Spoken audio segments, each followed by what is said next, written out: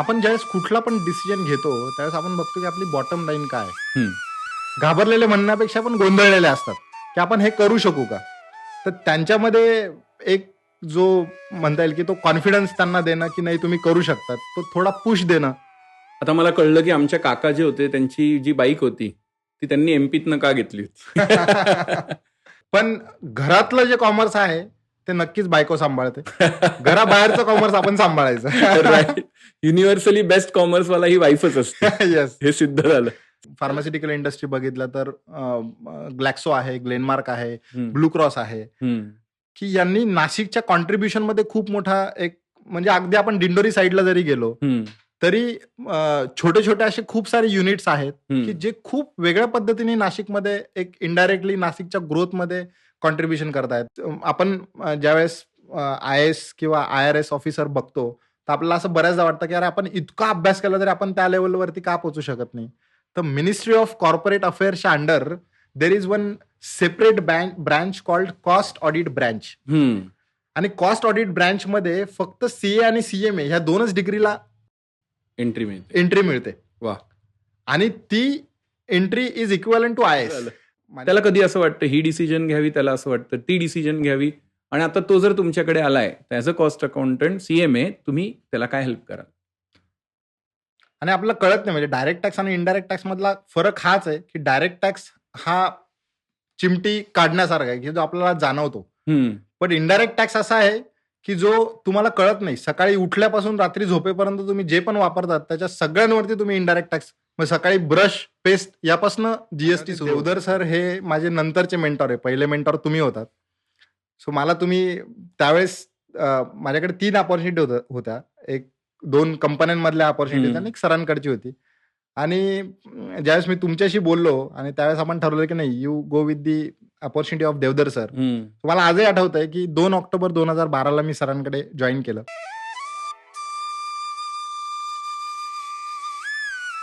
एक से एक सगळ्यात बेस्ट मेंटॉर आणणं ही जबाबदारी हे चॅनल खूप चांगल्या प्रकारे निभवतंय. म्हणूनच आज आपल्याकडे एक अशी व्यक्ती आली ज्यांचे मल्टिपल रोल्स तुम्ही विचार करू शकत नाही एवढे रोल्स प्ले करणारी एक व्यक्ती, ती म्हणजे CMA दीपक जोशी. गावाकडून सुरुवात झाल्यानंतर नाशिकमध्ये येऊन CMA सारखी जी भारतामध्ये one of the toughest degree मानली जाते ती घेणं, त्याच CMA इन्स्टिट्यूटचं पुढे जाऊन चेअरमन होणं, त्याच्याच बरोबर शिक्षकाची एक भूमिका निभवणं, हे करत असतानाच आपल्या पुढच्या पिढीसाठी सुद्धा काहीतरी कॉन्ट्रीब्युशन आहे म्हणून एका CBSE स्कूलचं चेअरमन पद भूषवणं, आणि याचबरोबर ज्या टॅक्सबद्दल बरंच काही बोललं गेलंय तो म्हणजे GST, हा प्रत्येकाला सोपा व्हावा, मग तो प्रॅक्टिसिंग व्यक्ती असेल, स्टुडंट असेल किंवा जनरल व्यक्ती असेल, त्यांच्यासाठी टॅक्समन पब्लिकेशन सारखं एका मोठ्या पब्लिकेशन हाऊसकडनं 2 वेळा पुस्तक छापलं जाणं ही पण एक मोठी गोष्ट असणारी व्यक्ती, आणि त्याच विषयामध्ये PhD मिळवणं हे अतिशय अवघड काम असणारी जी गोष्ट आहे, त्याच्या आता फायनल स्टेजपर्यंत आलेले आजचे आपले स्टार ते म्हणजे CMA दीपक जोशी आज आपल्याबरोबर गप्पा मारणार आहेत. तर त्यांच्याबरोबर आपण समजून घेऊया की कॉमर्स नक्की कसं काम करतं, कॉस्ट अकाउंटंट काय रोल प्ले करतं, आणि कशा प्रकारे हे सगळे लोक मिळून आपल्या देशासाठी कॉन्ट्रीब्युशन देत आहे. सुरू करूया हा एक मस्त पॉडकास्ट. सो सर, आज खूप महत्वाच्या पहिल्या प्रश्नापासून आपण सुरुवात करूया की CMA cost and management accountant he exactly पदवी काय आहे आणि CMA झालेल्या लोकांचा एक्झॅक्टली रोल काय असतो? सर सगळ्यात आधी मी मेंटॉर मराठीचा खूप खूप आभारी आहे की त्यांनी मला आजच्या पॉडकास्टमध्ये माझे विचार मांडण्याची संधी दिली. CMA काय, तर आधी याला ICAA म्हणायचे, कॉस्ट अँड वर्क्स अकाउंटंट्स. पण कालांतराने त्याचं नाव CMA म्हणून बदलण्यात आलं, म्हणजे cost and management accountant. Chartered accountants आपण नॉर्मली नाव ऐकलेलं असतं आपल्या रोजच्या सगळ्या घडामोडींमध्ये, ते आपल्याला खूप मोठी मदत करतात. मग कॉस्ट अँड मॅनेजमेंट अकाउंटंट हे काय आहे, तर बेसिकली नावातच सगळं दिलेलं आहे. कॉस्ट अँड मॅनेजमेंट अकाउंटंट म्हणजे अकाउंटंट जे तुम्हाला सगळ्या गोष्टी मॅनेज करायला शिकवतात. So it is like people who are helping the management to take the decision. So even तुम्ही इन्स्टिट्यूटची टॅगलाईन पण जर बघाल तर त्याच्यामध्ये दिलंय की for every successful behind every successful decision there is CMA. So CMA ही अशी डिग्री आहे जी मॅनेजरियल डिसिजन मेकिंग घेण्यासाठी मॅनेजमेंटला मदत करते आणि फक्त मॅनेजमेंट पुरताच याचा हे रेस्ट्रिक्टेड नाहीये, तर इवन तुमच्या डे टू डे बिझनेसमध्ये म्हणजे CMA झाल्यानंतर तुम्ही फक्त जॉबच करू शकतात अशातला भाग नाही, तर तुम्ही तुमची इंडिपेंडंट प्रॅक्टिस करू शकतात किंवा तुम्ही स्वतःचा बिझनेस पण सुरू करू शकता, ज्याच्यात तुम्हाला जो एक कमर्शियल किंवा मॅनेजरियल अॅक्युमन यायला पाहिजे तो मिळण्यासाठी नक्कीच ही डिग्री खूप मदत करते. म्हणजे मॅनेजमेंट म्हणजे तुम्ही डायरेक्टली ब्रेनमध्ये काम करताय. कारण मला आठवतंय कोणीतरी खूप छान म्हटलं होतं की एक डिसिजन जर आपली घरातली चुकली तर कदाचित महिनाभर त्रास होईल, परंतु मॅनेजमेंटची जर एखादी डिसिजन चुकली तर कंपनीचं अस्तित्व सुद्धा धोक्यात येऊ शकतं.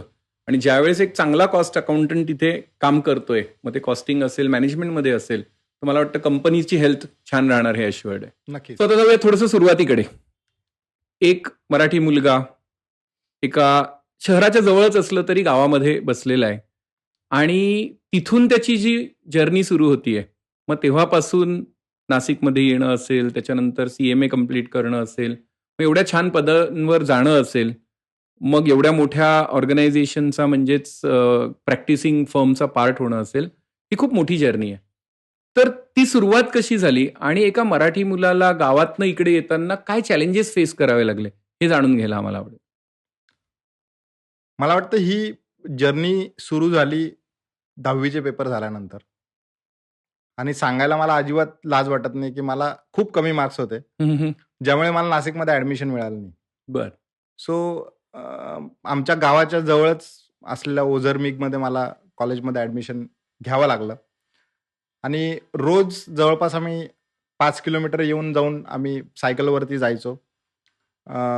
ते करताना खरं आपल्याला अभ्यास का करायला लागणार आहेत किंवा शिक्षण का घ्यावं लागणार आहे याची माझ्या मते मला तिथे जाणीव झाली की आपण जर ह्याच पद्धतीने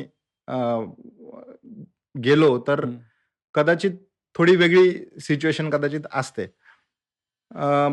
मला आठवते आम्हाला 11वी-12वीला निकम सर म्हणून प्राध्यापक होते, अकाउंट शिकवायचे. त्यांनी आम्हाला सांगितलं होतं की आयुष्यात तुम्ही एकदा तरी CA ची एक्झाम दिली पाहिजे. त्यावेळेस फक्त CA हे काहीतरी असतं हे नाव ऐकलेलं होतं, कारण खरं सांगायचं तर आमच्या गावामध्ये कोणी CA किंवा CMA नव्हतं, त्याच्यामुळे अशी काही गोष्ट असती हे माहितीच नव्हतं. मी ज्यावेळेस 12वीत होतो माझ्या मते त्यावेळेस मी तुम्हाला पहिल्यांदा भेटलो आणि त्यावेळेस मला खऱ्या अर्थाने कळालं की CA किंवा CMA नावाचा काहीतरी कोर्स असतो किंवा अशी काहीतरी एक फील्ड असते कॉमर्समध्ये ज्याच्यामध्ये तुम्ही पुढे जाऊ शकता. ज्यावेळेस 12वी पास झालो त्यावेळेस थोडेफार चांगले मार्क्स होते. सो वडिलांनी ठरवलं की तू आता पुढच्या शिक्षणासाठी नाशिकला जाऊ शकतो आणि त्यावेळेस खरं तर काय करायचं तर त्यावेळेस तुमच्याच सल्ल्याने माझ्या मते CMA करावं हा निर्णय त्यावेळेस घेतला. गावाकडनं आपण ज्यावेळेस शहरात येतो आणि शहरातले मुलं आणि गावातली मुलं यांच्यामधला बेसिक फरक काय, तर कदाचित गावात असतो तरी अभ्यास तोच आहे, शहरात आला तरी तोच अभ्यास आहे, पण कॉम्पिटिशन हा एक खूप मोठा फॅक्टर असतो ज्याने कुठेतरी तुमचा कॉन्फिडन्स हा डायल्यूट होत असतो. ज्यावेळेस तुम्ही गावात असतात तुमची कॉम्पिटिशन कदाचित तुमच्या वर्गातल्या 50 मुलांचीच असेल किंवा 40 मुलांची असेल, पण तेच ज्यावेळेस तुम्ही शहराकडे येतात त्यावेळेस 1500 मुलांसोबत तुमची कॉम्पिटिशन आहे. तर मला वाटतं की जे खेड्यातनं जे मुलं शहराकडे येतात त्यांच्यासाठी तो कॉन्फिडन्स गेन करणं हीच खूप मोठी गोष्ट आहे. सो तिथून खरी तर ही जर्नी झाली सुरू आणि मग अनुषंगाने ज्यावेळेस तुम्ही पुढे येतात त्यावेळेस तुमचा तो कॉन्फिडन्स तुम्ही कसा बिल्ड करतात आणि ज्यावेळेस तुम्ही प्रोफेशनल एक्झाम देतात तर तुमच्या बाकीच्या एक्झामपेक्षा ही पूर्णपणे वेगळी एक्झाम आहे आणि इथे तुमचा पूर्ण कस लागतो.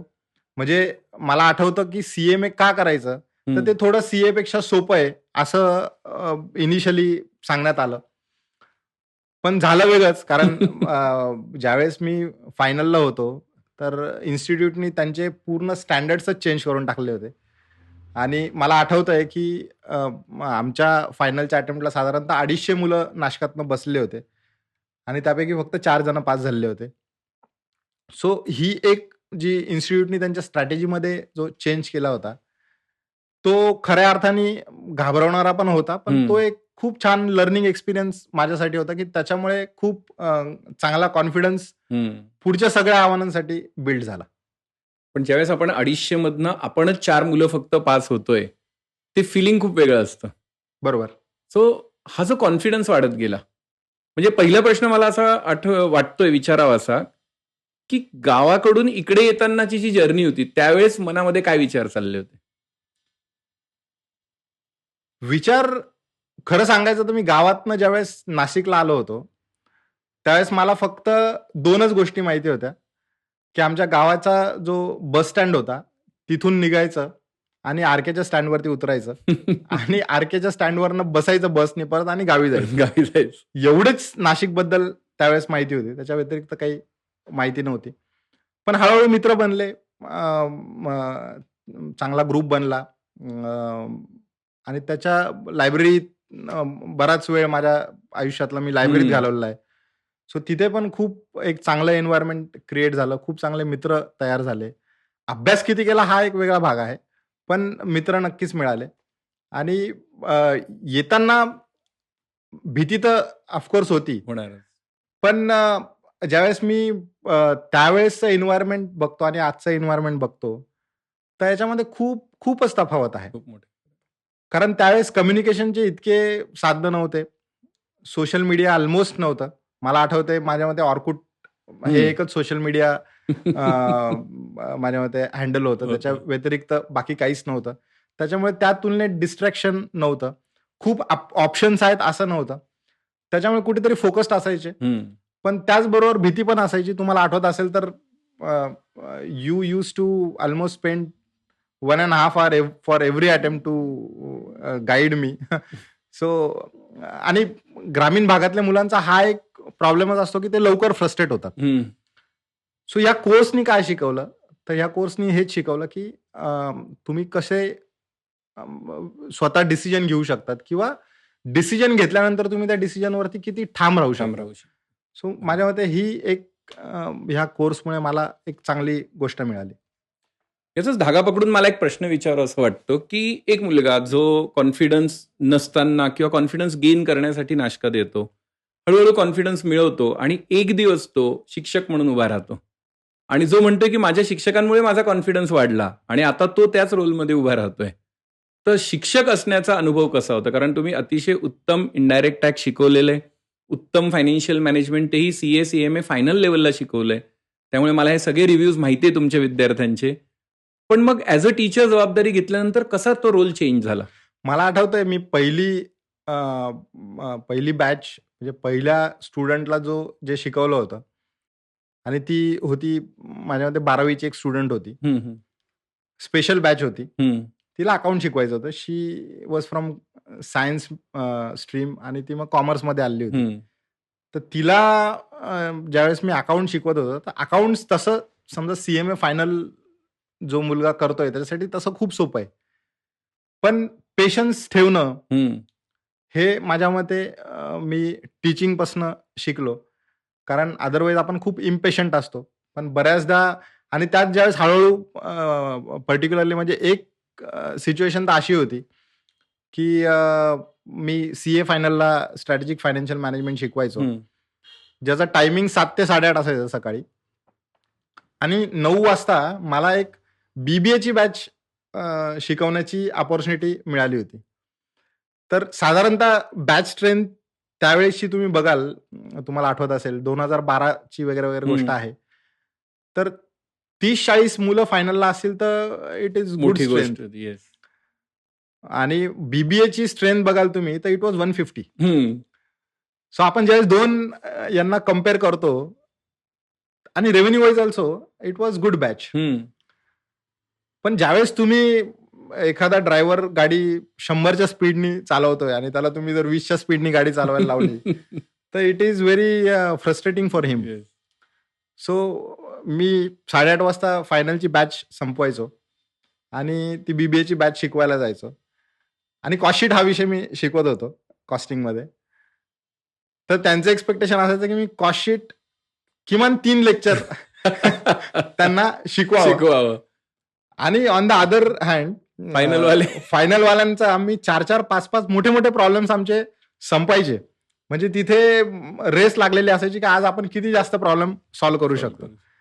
सो ह्या ज्या गोष्टी आहे, पिच व्हेरिएशन आहे किंवा आता हे स्पीड व्हेरिएशन आहे, हे माझ्या मते मला टीचिंगमध्ये शिकायला मिळालं. टीचिंगमधली सगळ्यात चांगली गोष्ट जी म्हणजे 2 गोष्टी ज्या मला चांगल्या मिळाल्या तो म्हणजे कॉन्फिडन्स. मला आजही आठवतंय ज्यावेळेस मी पहिल्यांदा इनडायरेक्ट टॅक्सेस शिकवण्यासाठी आपल्या अशोक स्तंभाच्या पोडियमवरती उभा होतो आणि माझे पाय जे थरथरत होते कारण समोर परत एक 60-70 मुलांचा मॉब होता आणि त्या अनुषंगाने जे माझं communication skill over the period improve झालं. म्हणजे आधी अक्षरशः मला सांगायला आवडेल की चॅप्टरचा एक सुरत चॅप्टरने एक ॲन्युअल इव्हेंट एक प्लॅन केलेला होता आणि त्यात नाशिक चॅप्टरचे 2 स्किट होते आणि त्यातलं एक स्किट मध्ये मी पार्टिसिपेंट होतो आणि त्यात 4 इंग्लिश वाक्य बोलायचे होते जे की तुम्ही रट्टा मारून पण बोलू शकत होते. पण सिच्युएशन अशी होती की मी ते 4 वाक्य पण बोलू शकत नव्हतो आणि नंतर शिकवण्यामुळे हा जो कॉन्फिडन्स मिळाला किंवा त्याच्यानंतर हजारो सेशन्स वेगवेगळ्या प्लॅटफॉर्मवरती वेगवेगळ्या माध्यमातनं मी घेतले. सो या सगळ्या याच्यातनं मला जो मिळाला तो एक तर कॉन्फिडन्स आणि दुसरं म्हणजे कम्युनिकेशन स्किल. शिकवता शिकता आलं. तर ते कदाचित अदरवाईज मी ज्यावेळेस माझे मित्र ज्यांनी माझ्यासोबत CA किंवा CMA केलं तर त्यांच्याकडे ज्यावेळेस बघतो त्यावेळेस नक्कीच ही मला वाटतं की मला एक ॲडिशनल गोष्ट ॲज कम्पेअर टू देम नक्कीच माझ्याकडे आहे असं मला वाटतं. पण आपण आता CMA इन्स्टिट्यूट बद्दल जेव्हा बोलतोय त्यावेळेस ही जी इन्स्टिट्यूट आहे जसं ब्रीद वाक्य तुम्ही सांगितलं तर कुठलीही इन्स्टिट्यूट ही खूप लोकांच्या बेसवर उभी असते आणि त्याचे सक्सेस जे असतं त्याच्यामध्ये बऱ्याच लोकांनी कॉन्ट्रीब्यूट केलेलं असतं आणि मला हे अतिशय आनंदाने सांगावं असं वाटतंय की तुम्ही नाशिकच्या CMA इन्स्टिट्यूटचं चेअरमन पद सुद्धा भूषवलं आहे. तर तो अनुभव कसा होता हे आम्हाला ऐकायला खूप आवडेल आणि तिथे कशा जबाबदाऱ्या आपल्याला घ्याव्या लागतात. नाशिकचं जे चॅप्टर आहे बेसिकली CMA इन्स्टिट्यूटचं हेड ऑफिस न्यू दिल्लीमध्ये आहे. जे आधी कलकत्त्याला होता आता नवीन न्यू दिल्लीमध्ये त्यांचं ऑफिस सिच्युएटेड आहे. त्याची नाशिक ब्रँच आहे त्याला चॅप्टर म्हणतात. सो 1975 साली ही ब्रँच नाशिकमध्ये सुरू झाली आणि ओझरचे 4 कॉस्ट अकाउंटंट आणि नाशिकचे एक कॉस्ट अकाउंटंट ते म्हणजे आपले VS दाते सर यांनी मिळून ते चॅप्टर सुरू केलं होतं 1975 साली आणि मग चॅप्टरचं नाव पण Nashik Ozar chapter of cost accountants होतं कारण ओझरचे 4 कॉस्ट अकाउंटंट होते, नाशिकचा एक कॉस्ट अकाउंटंट होता.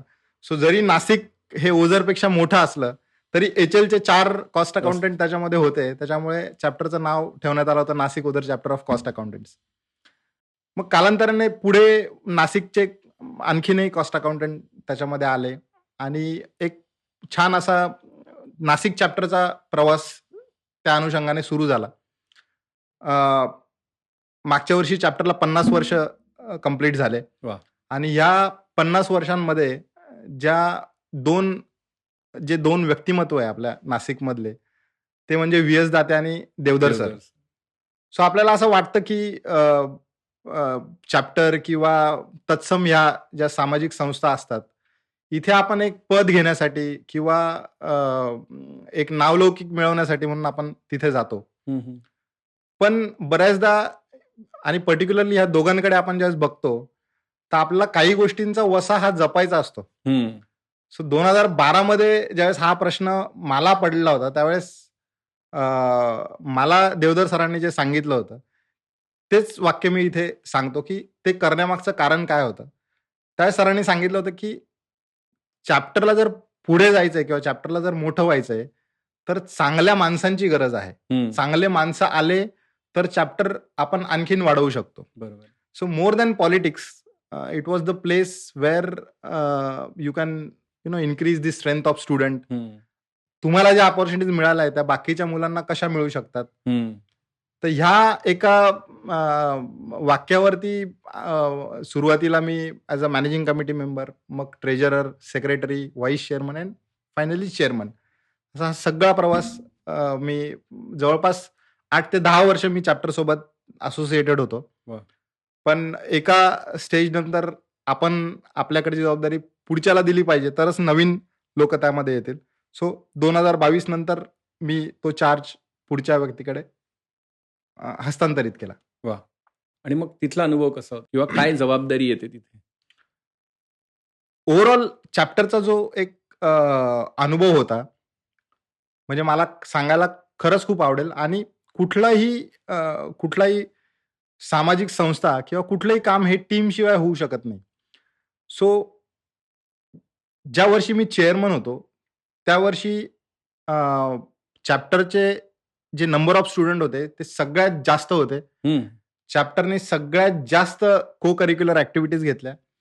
जे कंटिन्यूइंग एज्युकेशन प्रोग्राम्स असतात, जे मेंबर्सला कंपल्सरी असतात, ते रेकॉर्ड ब्रेक चॅप्टरच्या हिस्ट्रीमध्ये इतके कधीच झाले नाही. एवढे आम्ही प्रोग्राम्स घेतले. सो ह्या सगळ्या याच्यामध्ये ॲज अ चेअरमन माझं काहीच क्रेडिट नव्हतं. सगळं क्रेडिट होतं ते टीमवर्कचं. सो आमची जी टीम होती त्यावेळेसची, सगळे व्हॉलंटरीली काम करत होते आणि हं. जे की करणं अपेक्षित आहे, की तुम्ही कुठल्याही पोस्टसाठी काम करत नाहीये, तुम्ही इन्स्टिट्यूटसाठी काम करतायत. राइट.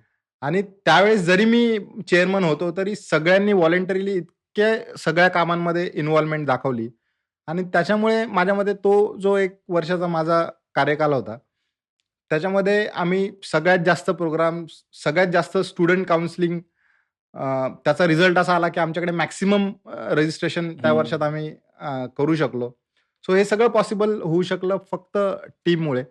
सो ज्यावेळेस चॅप्टरसाठी आम्ही सगळेजण काम करत होतो, तो अनुभव नक्कीच एक खूप छान अनुभव होता हं. आणि त्याच्यामुळे टीमवर्क कसं इफेक्टिव्हली तुम्ही करू शकतात, याचा एक मी चांगला नवीन लेसन त्या निमित्ताने शिकू शकलो. वाह! म्हणजे शिकणं हे सगळीकडे चालूच आहे. येस. दीपक सर, या जिथे आपण आपल्या छान क्लासिकल वाड्यामध्ये हा पॉडकास्ट शूट करतोय, याच्याशी संबंधित पण नक्कीच तुमच्या आठवणी असतील. कारण मला वाटतं इथे ॲज अ स्टुडंट आणि म्हणजे शिकण्यासाठी, त्याच्यानंतर इथे राहायला सुद्धा असं बरेचसे इथे तुमच्या आठवणी असतील, तर त्या जाणून घ्यायला आम्हाला खूप आवडेल.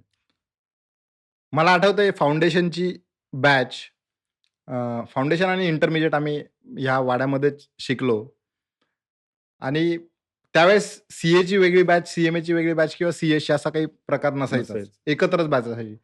त्यामुळे इथे मांडीला मांडी खेटून आम्ही बसलेलो. अगदी 100-100 मुलं आम्ही ह्या वाड्यामध्ये बसलो आणि नंतर बरेच दिवस मी इथे राहिलो पण. त्याच्यामुळे ह्या वाड्याशी माझं तसं एक भावनिक वेगळं नातं आहे आणि नक्कीच आज आपण जिथनं मी सुरुवात केली, तिथेच आज आपण परत हा पॉडकास्ट रेकॉर्ड करतोय. तर मला खरंच खूप छान वाटतंय. मग इथे as a student Deepak Joshi कसे होते? शांत, अभ्यासू, मस्तीखोर, ते जरा आम्हाला सांगून टाका. मी मस्तीखोर होतो, पण असं खूप मस्ती केली नाही.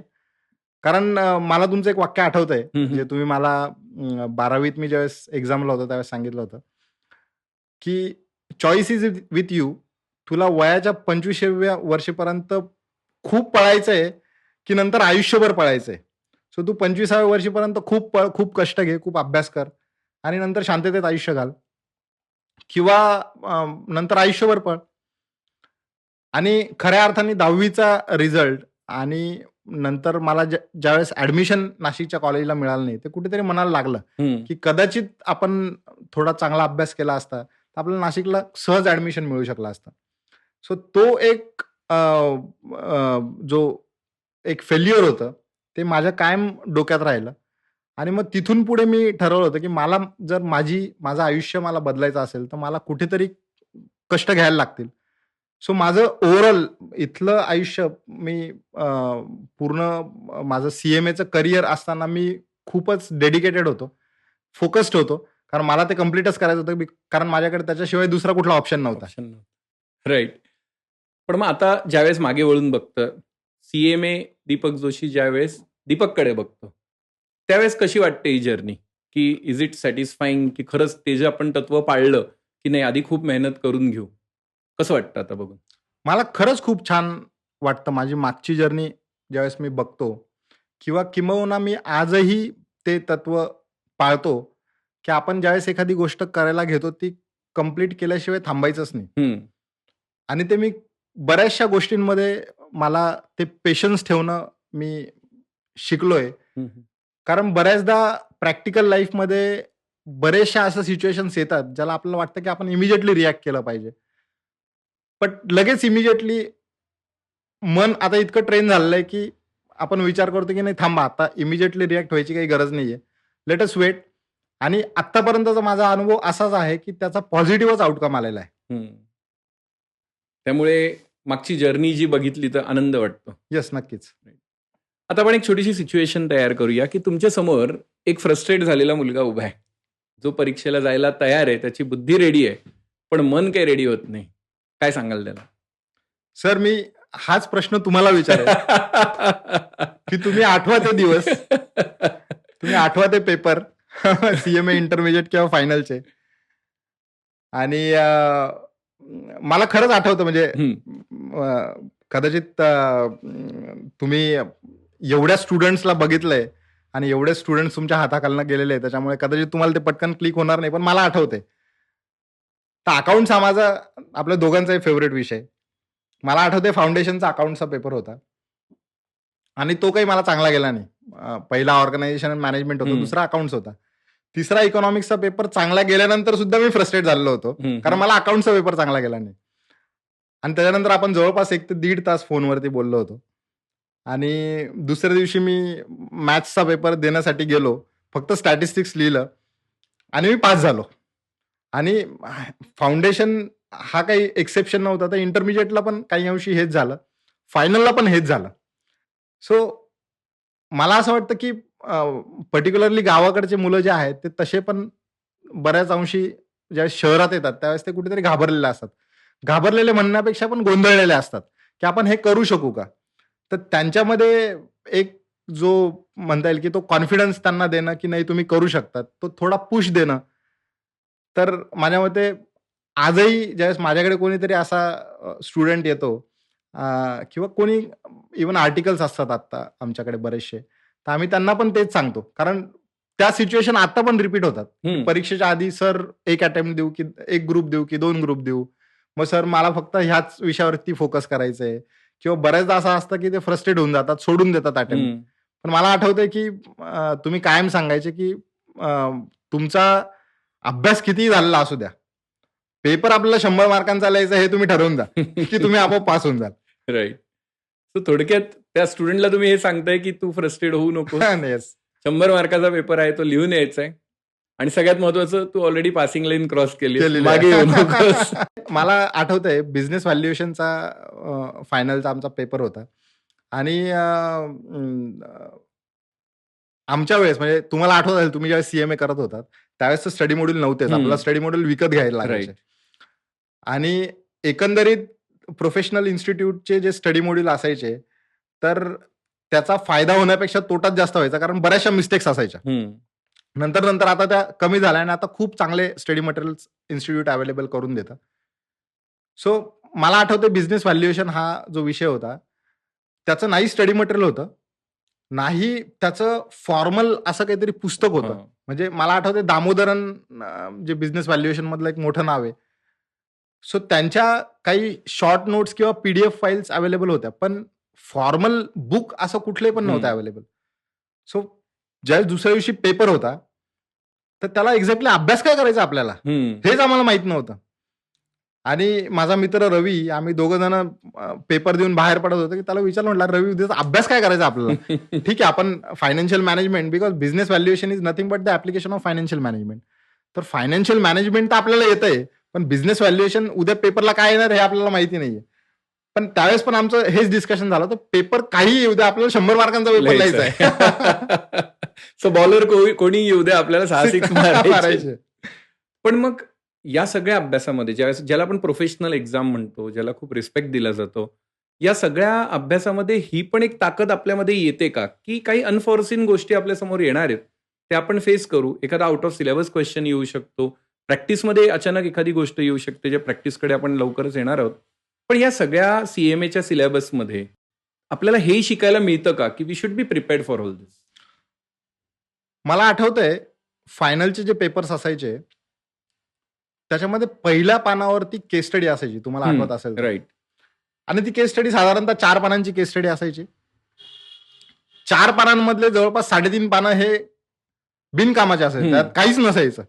ते फक्त तुम्हाला फिरवण्यासाठी हे केलेलं असायचं. तर माझ्या मते ह्या प्रोफेशनल इन्स्टिट्यूट ज्या आहेत, मग ते सीए इन्स्टिट्यूट असू द्या किंवा सीएमए इन्स्टिट्यूट असू द्या, यांनी त्यांचा सिलेबस हा, आणि आपण ज्यावेळेस इंटरनॅशनल एक्झामिनेशन बघतो, मग तुम्ही सीआयएमए घ्या, सीपीए घ्या किंवा सीएफए बघा किंवा एसीसीए आहेत, तर यांच्या तुलनेत आपण आपल्या ज्या प्रोफेशनल एक्झाम आहेत ह्या थोड्याशा डिफरन्शिएट का असतात? कारण इथे तुमचा जो अनालिटिकल स्किल आहे ते डेव्हलप करण्याकडे जास्त इन्स्टिट्यूटचा फोकस असतो, की तुमच्या समोर एखादी रिअल लाईफ इन्सिडन्स आला किंवा रिअल लाईफ केस स्टडी आली, तर तुम्ही तिच्याकडे कसं बघतायत आणि ती तुम्ही कशी सॉल्व्ह करतायत. राईट. सो ह्या कोर्सेसमधनं तुम्हाला हीच गोष्ट शिकायला मिळणार की रिअल लाईफमध्ये जे तुम्हाला चॅलेंजेस येतात, मग अगदी आर्टिकलशिप असेल की बाकीच्या कोर्सेसमध्ये 3.5 वर्षांची, आता 3 वर्षांची किंवा सीएमएच्या केसमध्ये 15 महिन्यांची आर्टिकलशिप आहे, तर त्याच्यामध्ये ज्या गोष्टी तुम्हाला शिकायला मिळतात त्या माझ्या मते it is the best lesson in your life, की ज्या तुम्हाला पुढच्या येणाऱ्या ज्या पण आयुष्यात ज्या पण तुम्हाला डिफिकल्टीज येतील त्या सॉल्व्ह करण्यासाठी माझ्या मते कुठेतरी इनडायरेक्टली तुम्हाला, म्हणजे इन शॉर्ट आपण असं म्हणू शकतो की सीएमए तुम्हाला फक्त परीक्षेसाठी नाही तर आयुष्यासाठी पण तयार करत असतं. दीपक सर, आता थोडंसं कॉमर्स बद्दल बोलूया. राईट. त्या 10वी नंतरच्या दीपकनी डिसिजन घेतली होती की आपण कॉमर्स घेऊ, किंवा त्याच्यावरती लादली गेली होती, जसं तुम्ही म्हणले की मार्कच कमी होते तर कसं जाणार सायन्सला. पण मग कॉमर्समध्ये हे सगळं घडल्यानंतर आज तुम्ही जिथे आहात, तर कधी असं रिग्रेट होतो का की अरे अरे मला कॉमर्सला यावं लागलं, का असं वाटतं अरे वा बरं झालं बरं का कॉमर्सला आलो? काय फिलिंग असतं? हे मला वाटतं की बरं झालं मी कॉमर्सलाच आलो. मला 9वीतला किस्सा आठवतोय. आमचे विज्ञानाचे शिक्षक होते, त्यांनी विचारलं की प्रत्येकाला पुढे जाऊन काय व्हायचंय, आणि हल्ली आपण बघतो की अगदी शाळेच्या स्टेजलाच मुलांचं ठरलेलं असतं की त्यांना काय करायचं काय नाही, किंवा करिअरमध्ये काय ऑपॉर्च्युनिटीज आहेत, कुठल्या कुठल्या एक्झाम्स देऊ शकतो, किंवा फॉरेनला काय ऑपॉर्च्युनिटीज आहे. हे नॉर्मली आता आत्ताच्या जेनझीला हे 7वी 8वी 9वी मध्येच माहिती असतं, किंवा त्या पद्धतीने ते प्रिपेअर्ड पण असतात. बरोबर. सो आम्हाला ज्यावेळेस हा प्रश्न विचारला त्यावेळेस मी म्हटलं की मला डॉक्टर व्हायचंय. बरं. पण खरं त्याचा अर्थ कळाला 10वीचे मार्क मिळाल्यानंतर, की अरे आपण डॉक्टर फायनली नाही होऊ शकत. पण मला वाटतं की माझी कॉमर्सची जर्नी ही खरंच खूप छान होती. आर्ट्स हा तो विषय माझ्या डोक्यात पण नव्हता कधी. त्यामुळे कॉमर्स हाच विषय होता, आणि नक्कीच मला असं वाटतं की I am satisfied by opting commerce. आणि त्याच्यामुळे एक कमर्शियल अॅक्युमन जो आपल्याला असायला पाहिजे तो नक्कीच माझ्या मते डेव्हलप झाला. सो डिसिजन येस, एकदम परफेक्ट. Very nice. सो आता तुम्ही जे म्हटले की मी डॉक्टर होण्याचा विचार केला किंवा सांगितलं ऍटलिस्ट तसं, पण लाईफ तुम्हाला परत तिथे घेऊन चालली आहे, कारण तुम्ही आता पीएचडी कडे सरकताय. त्या विषयावर येण्याआधी मला एक छोटासा प्रश्न असा पडतो की तुमच्या घरामध्ये तुम्ही कॉमर्सवाले आहात, वाईफही कॉमर्सवाली आहे, तर हे 2 कॉमर्सवाले ज्यावेळेस घरामध्ये असतात त्यावेळेस मजेचा भाग की घरात हिशोब कोण ठेवतं, आणि काही फायदा होतो का कॉमर्सवाला पार्टनर असल्याचा? नक्कीच फायदा होतो. म्हणजे पीएचडीचा विषय आपण त्याच्यावरती परत येऊच, पण घरातलं जे कॉमर्स आहे ते नक्कीच बायको सांभाळते. घराबाहेरचं कॉमर्स आपण सांभाळायचं. युनिव्हर्सली बेस्ट कॉमर्सवाला ही वाईफच असते. येस, हे सिद्ध झालं. आणि त्याच्यामुळे आपलं बॅलन्स शीट कायम टॅली राहतं. Very nice. याला म्हणतात कॉमर्सचं परफेक्ट उत्तर. मग आता याच कॉमर्सच्या जर्नीमधनं तुम्ही दोघंही आता पीएचडी कडे निघालेले आहात, ऑलमोस्ट लास्ट फेजमध्ये आता असेल. तर कॉमर्समध्ये पीएचडी करण्यासाठी तुम्ही कुठला विषय निवडला आणि वाईफनी कुठला विषय निवडला, हे आम्हाला जाणून घ्यायला आवडेल. कारण जनरली पीएचडी ही अशा गोष्टींवर होते ज्याच्यात काहीतरी केमिस्ट्री असतं, फिजिक्स असतं, असं आम्हाला वाटतं की जनरल पब्लिकला वाटतं. तर असे कुठले विषय कॉमर्समधले निवडले आणि कसं अनालिसिस केलं? आपण नॉर्मली कॉमर्स आणि मॅनेजमेंट ह्या विषयांकडे ज्यावेळेस बघतो तर याला सोशल सायन्स म्हणतात. सो आम्ही जी पीएचडी करतोय ती सोशल सायन्स मधली. So it is not like our regular science की जिथे काहीतरी बायोलॉजी किंवा यांच्यातली किंवा कुठलं तरी मेडिसिन, तर त्यातला हा रिसर्च नाही, हा सोशल सायन्सचा रिसर्च आहे. आणि इथे नॉर्मली बिहेवियर पॅटर्नवरती किंवा परसेप्शनचा स्टडी केला जातो. आणि कुठलीही गोष्ट मला आतापर्यंत बऱ्याचशा गोष्टी ह्या ऍक्सिडेंटलच झालेल्या आहे. म्हणजे कधी अशी ठरवून किंवा खूप त्याच्यावरती विचार करून मी कुठलाही डिसिजन कधीच घेतला नाही. सो किंवा तुम्ही असं म्हणू शकतात की जो डिसिजन घेतलाय तो करेक्टच होता. करेक्ट. सो एक दिवस संध्याकाळी असाच माझी कॉलेजमधली मैत्रीण आहे, she is also cost accountant, Maithili Malpure. तिने मला फोन केला की दीपक, मी कॉस्टिंग मध्ये पीएचडी करते, मला एखादा टॉपिक शिकव, टॉपिक सांग, चांगला टॉपिक सांग. तर मग त्यावेळेस मी तिला विचारलं, अगं मला पण पीएचडी करायची होती, मग काय प्रोसेस असते. आणि मग ज्यावेळेस ती प्रोसेस मी समजून घेतली आणि मी गायत्रीशी पण ती प्रोसेस डिस्कस केली. आणि ऑफकोर्स गायत्रीला पण कारण गायत्री ही अकॅडमिक्स मध्येच असल्यामुळे तिच्यासाठी तर ते एक प्रोफेशनल ऍडव्हान्टेज आहे, त्याच्यामुळे ती तर करणारच होती. सो आम्ही डिसाईड केलं की now this is correct time, कारण मुलगा पण आता बऱ्यापैकी मोठा झालेला आहे, तर आपण करू शकतो. सो आम्ही दोघांनी ठरवलं की आपण सोबत करूया. तर सोबत करण्याचे बरेचसे फायदे असतात, कारण बऱ्याचशा गोष्टी सायमल्टेनियसली तुमच्या होत असतात. एक सायमल्टेनियस आपण प्रेशर पण आपल्यावरती असतं की बाबा हिचं झालंय तर आपलं पण व्हायला पाहिजे, याचं झालंय तर आपलं पण व्हायला पाहिजे. सो त्या अनुषंगाने आम्ही त्याची जी एंट्रन्स टेस्ट होती त्याचे फॉर्म भरले. आणि मी पण कॉस्ट अकाउंटंट आहे, त्यामुळे मी पण ठरवलं की आपण कॉस्टिंग मध्येच पीएचडी करू. सॉरी, परत घेऊ, मी पण पासून ते दरवाजा वाजला. सो मी पण कॉस्ट अकाउंटंट आहे, त्याच्यामुळे मी ठरवलं की मी पण कॉस्टिंग मध्येच करतो. आणि मी इमिजिएटली त्याचा जो पेट एक्झाम आहे त्याचा मी फॉर्म भरला. आणि एक दिवस आपले सीएमए हेमंत देशपांडे सर, त्यांचा मला एक दिवस फोन आला आणि असंच बोलता बोलता पीएचडीचा विषय निघाला. तर हेमंत सर पण पीएचडी करतायत. सो त्यांनी मला सांगितलं की सर, अहो तुम्ही आम्हाला फायनान्शियल मॅनेजमेंट शिकवलं, तुम्ही फायनान्शियल मॅनेजमेंटमध्ये का करत नाही, तुम्ही कॉस्टिंगमध्ये कुठे पीएचडी करतायत. राईट. आणि तो पॉइंट एकदम क्लिक झाला की अरे कॉस्टिंग मध्ये आपण पीएचडी करतोय. पीएचडी करताना तुम्हाला खूप सारा डेटा रिस्पॉन्डंटकडनं घ्यायचा असतो. आणि कॉस्टिंग हा विषय असा आहे की त्याच्यात जी इन्फॉर्मेशन आहे ती इतकी सिक्रेट असते की तुम्ही तुमचे बिझनेस सिक्रेट कोणाला ओपनली शेअर नाही करू शकत. सो मी परत पेटचा फॉर्म भरला आणि त्यावेळेस मी ठरवलं की आपण बिझनेस टॅक्सेशन आणि लॉ मध्ये करू. जरी मी कॉस्ट अकाउंटंट नसलो तरी मी प्रॅक्टिस टॅक्सेशन मध्ये करतो, जीएसटी मध्ये करतो. सो मी ठरवलं की आपण जीएसटी मध्ये, आणि जीएसटी 2017 साली आला होता. मी ज्यावेळेस ऍडमिशन घेतलं त्यावेळेस 2021 होतं. सो जस्ट 5 वर्षच झालेले होते.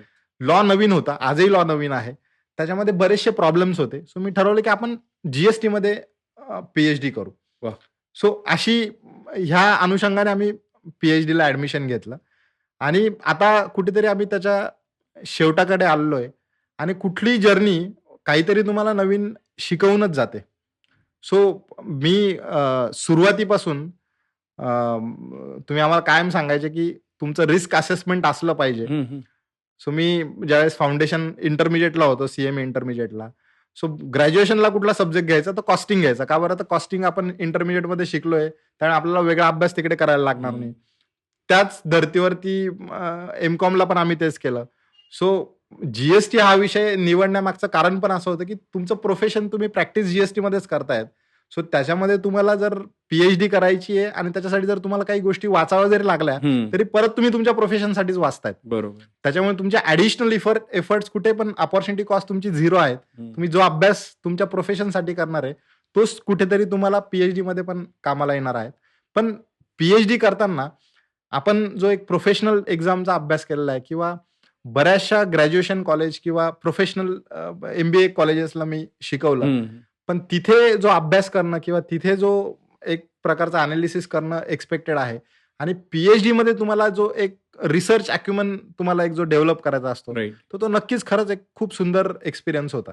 करेक्ट. म्हणजे कॉस्टिंग पासून सुरू झालेली जर्नी एफएम थ्रू जाता जाता फायनली जीएसटी मध्ये गेली.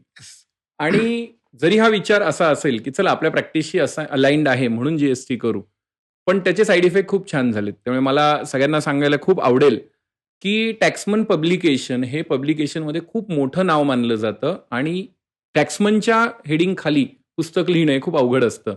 आणि सरांनी टॅक्समनच्या पब्लिकेशनच्या हेडिंग खाली 2 पुस्तकं लिहिले, रादर 2दा पुस्तकं लिहिले आणि ते जीएसटीवरच लिहिलेत. तर सर हे माझ्या समोर आत्ता तुमचं पुस्तक आहे. पहिलं पुस्तक जे मला दिसतंय ते जीएसटी मेड सिम्पल, राईट? आणि दुसरं पुस्तक मला दिसतंय GST appeals and tribunal.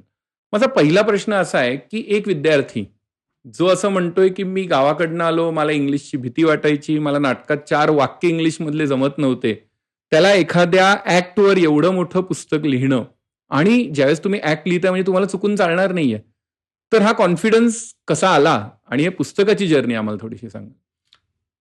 Confidence हा कधी पण एका दिवसात बिल्ट होत नाही.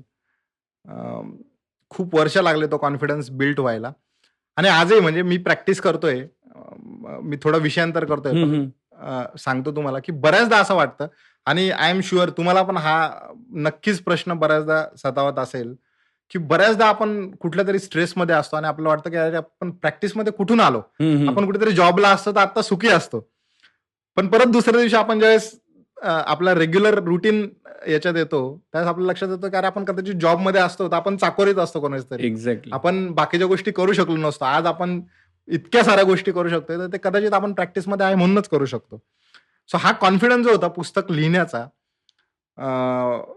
मी ज्यावेळेस फायनान्शियल मॅनेजमेंट शिकवत होतो तर त्यावेळेस SD बाला नावाचं एक पुस्तक होतं, तुम्हाला आठवत असेल.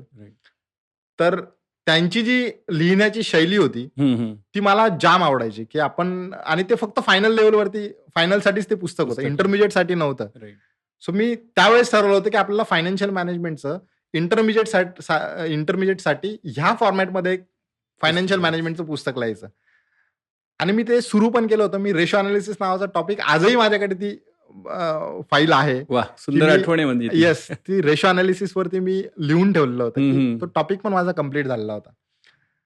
इनफॅक्ट जीएसटी मधले जे बेस्ट सेलर ऑथर आहे VS दाते, तर he is also from Nashik. So ज्यावेळेस मी फायनल पास झालो आणि मी सरांकडे पेढे घेऊन गेलो होतो, अश्विन नगरला राहायचे ते, तर त्यांच्याकडे पेढे घेऊन गेलो आणि सरांनी प्रश्न विचारला की अरे दीपक तुला पुढे काय करायचंय. तर मी त्यांना सांगितलं की सर मला तुमच्यासारखं ऑथर बनायचंय. आता मी ते सहज बोलून गेलो, त्यावेळेस असं काही प्लॅनिंग नव्हतं, पण मी सहज बोलून गेलो. आणि त्यावेळेस सरांनी एक वाक्य सांगितलं होतं की तू सुरुवात कर छोटे छोटे आर्टिकल लिहिण्यापासून. मी 2012 साली ज्यावेळेस देवधर सरांना जॉईन झालो, त्यांच्याकडे ज्यावेळेस मी प्रॅक्टिस करायला सुरुवात केली, तर तुमच्या आयुष्यामध्ये ह्या मेंटॉर लोकांचा, आणि कारण आपण मेंटॉर मराठीवरती बोलतोय आणि प्रेक्षकांना हे सांगणं खूप गरजेचं आहे की मेंटॉरची तुमच्या आयुष्यामध्ये काय महत्व आहे. सो सरांनी पहिल्या दिवसापासनं मला जे मेल्स यायचे क्लायंटचे किंवा ज्या छोटे मोठे लेटर्स यायचे, तर ते लेटर्स ते मला द्यायचे, तू याचा एक ड्राफ्ट रिप्लाय बनव. तो ड्राफ्ट रिप्लाय ते चेक करायचे, पेशन्स ठेवून चेक करायचे. त्यात बऱ्याचशा ग्रामॅटिकल मिस्टेक्स असायच्या, म्हणजे 90% ग्रामॅटिकल मिस्टेक्स असायच्या.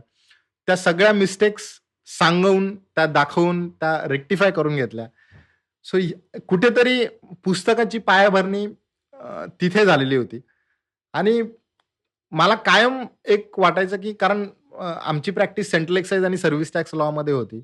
सेंट्रल एक्साईज कायदा हा 1944 सालपासून होता. 1944 सालपासूनच्या प्रोव्हिजन्स, आणि मी सरांसोबत प्रॅक्टिस सुरू केली 2012 मध्ये.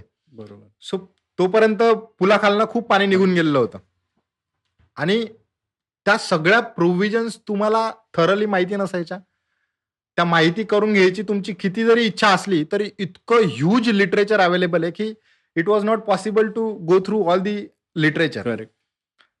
त्याच्यात जीएसटी आला 2014 मध्ये. ज्यावेळेस जीएसटी येणार याची चाहूल लागली 2014-15 मध्ये, त्यावेळेस मी कुठेतरी डे 1 पासून ठरवलं होतं की मला ह्या विषयात चांगलं नॉलेज मिळवायचंय. टॅक्सेशन किंवा for that matter any subject, no one can say that की आय एम एक्सपर्ट. बरोबर. कोणीच म्हणू शकत नाही. इनफॅक्ट कोणी म्हणत असेल तर तो चूक करतोय. तर याच्यातलं आपल्याला थोडं नॉलेज चांगलं असलं पाहिजे जेणेकरून आपण बाकीच्यांपेक्षा पुढे असू. मी डे 1 पासून ठरवलं होतं की मी याच्यामध्ये पुढे असेल. आणि ज्यावेळेस दाते सरांनी हे सजेशन दिलं की तू छोटे छोटे आर्टिकल्स लिही, सो मला आठवते procedural aspect of registration under GST law नावाचं मी पहिलं आर्टिकल लिहिलं होतं. आणि ते आर्टिकल मी खूप ठिकाणी सर्क्युलेट केलं, बट समहाऊ ते पब्लिश नाही झालं. आणि मी शेवटचा प्रयत्न म्हणून टॅक्समनला ते आर्टिकल पाठवलं. बर. आणि टॅक्समननी ते थोडेफार चेंजेस सुचवून पब्लिश केलं. वा. आणि त्याच्यानंतर मी टॅक्समनसाठी इतके आर्टिकल्स लिहिले की ते आर्टिकल लिहिल्यानंतर त्यांच्याकडनं मला डिमांड आली की सर जीएसटी लॉ येतोय, तर तुम्ही क्वेश्चन आन्सर फॉर्मॅटमध्ये बुक लिहू शकाल का. वा. म्हणजे आर्टिकलवरनं पुस्तकाची डिमांड टॅक्समनकडनं आली. Yes. मोठी गोष्ट आहे. सो ही 2016-17ची गोष्ट. त्यावेळेस मी माझ्या पहिल्या पुस्तकावरती काम सुरू केलं.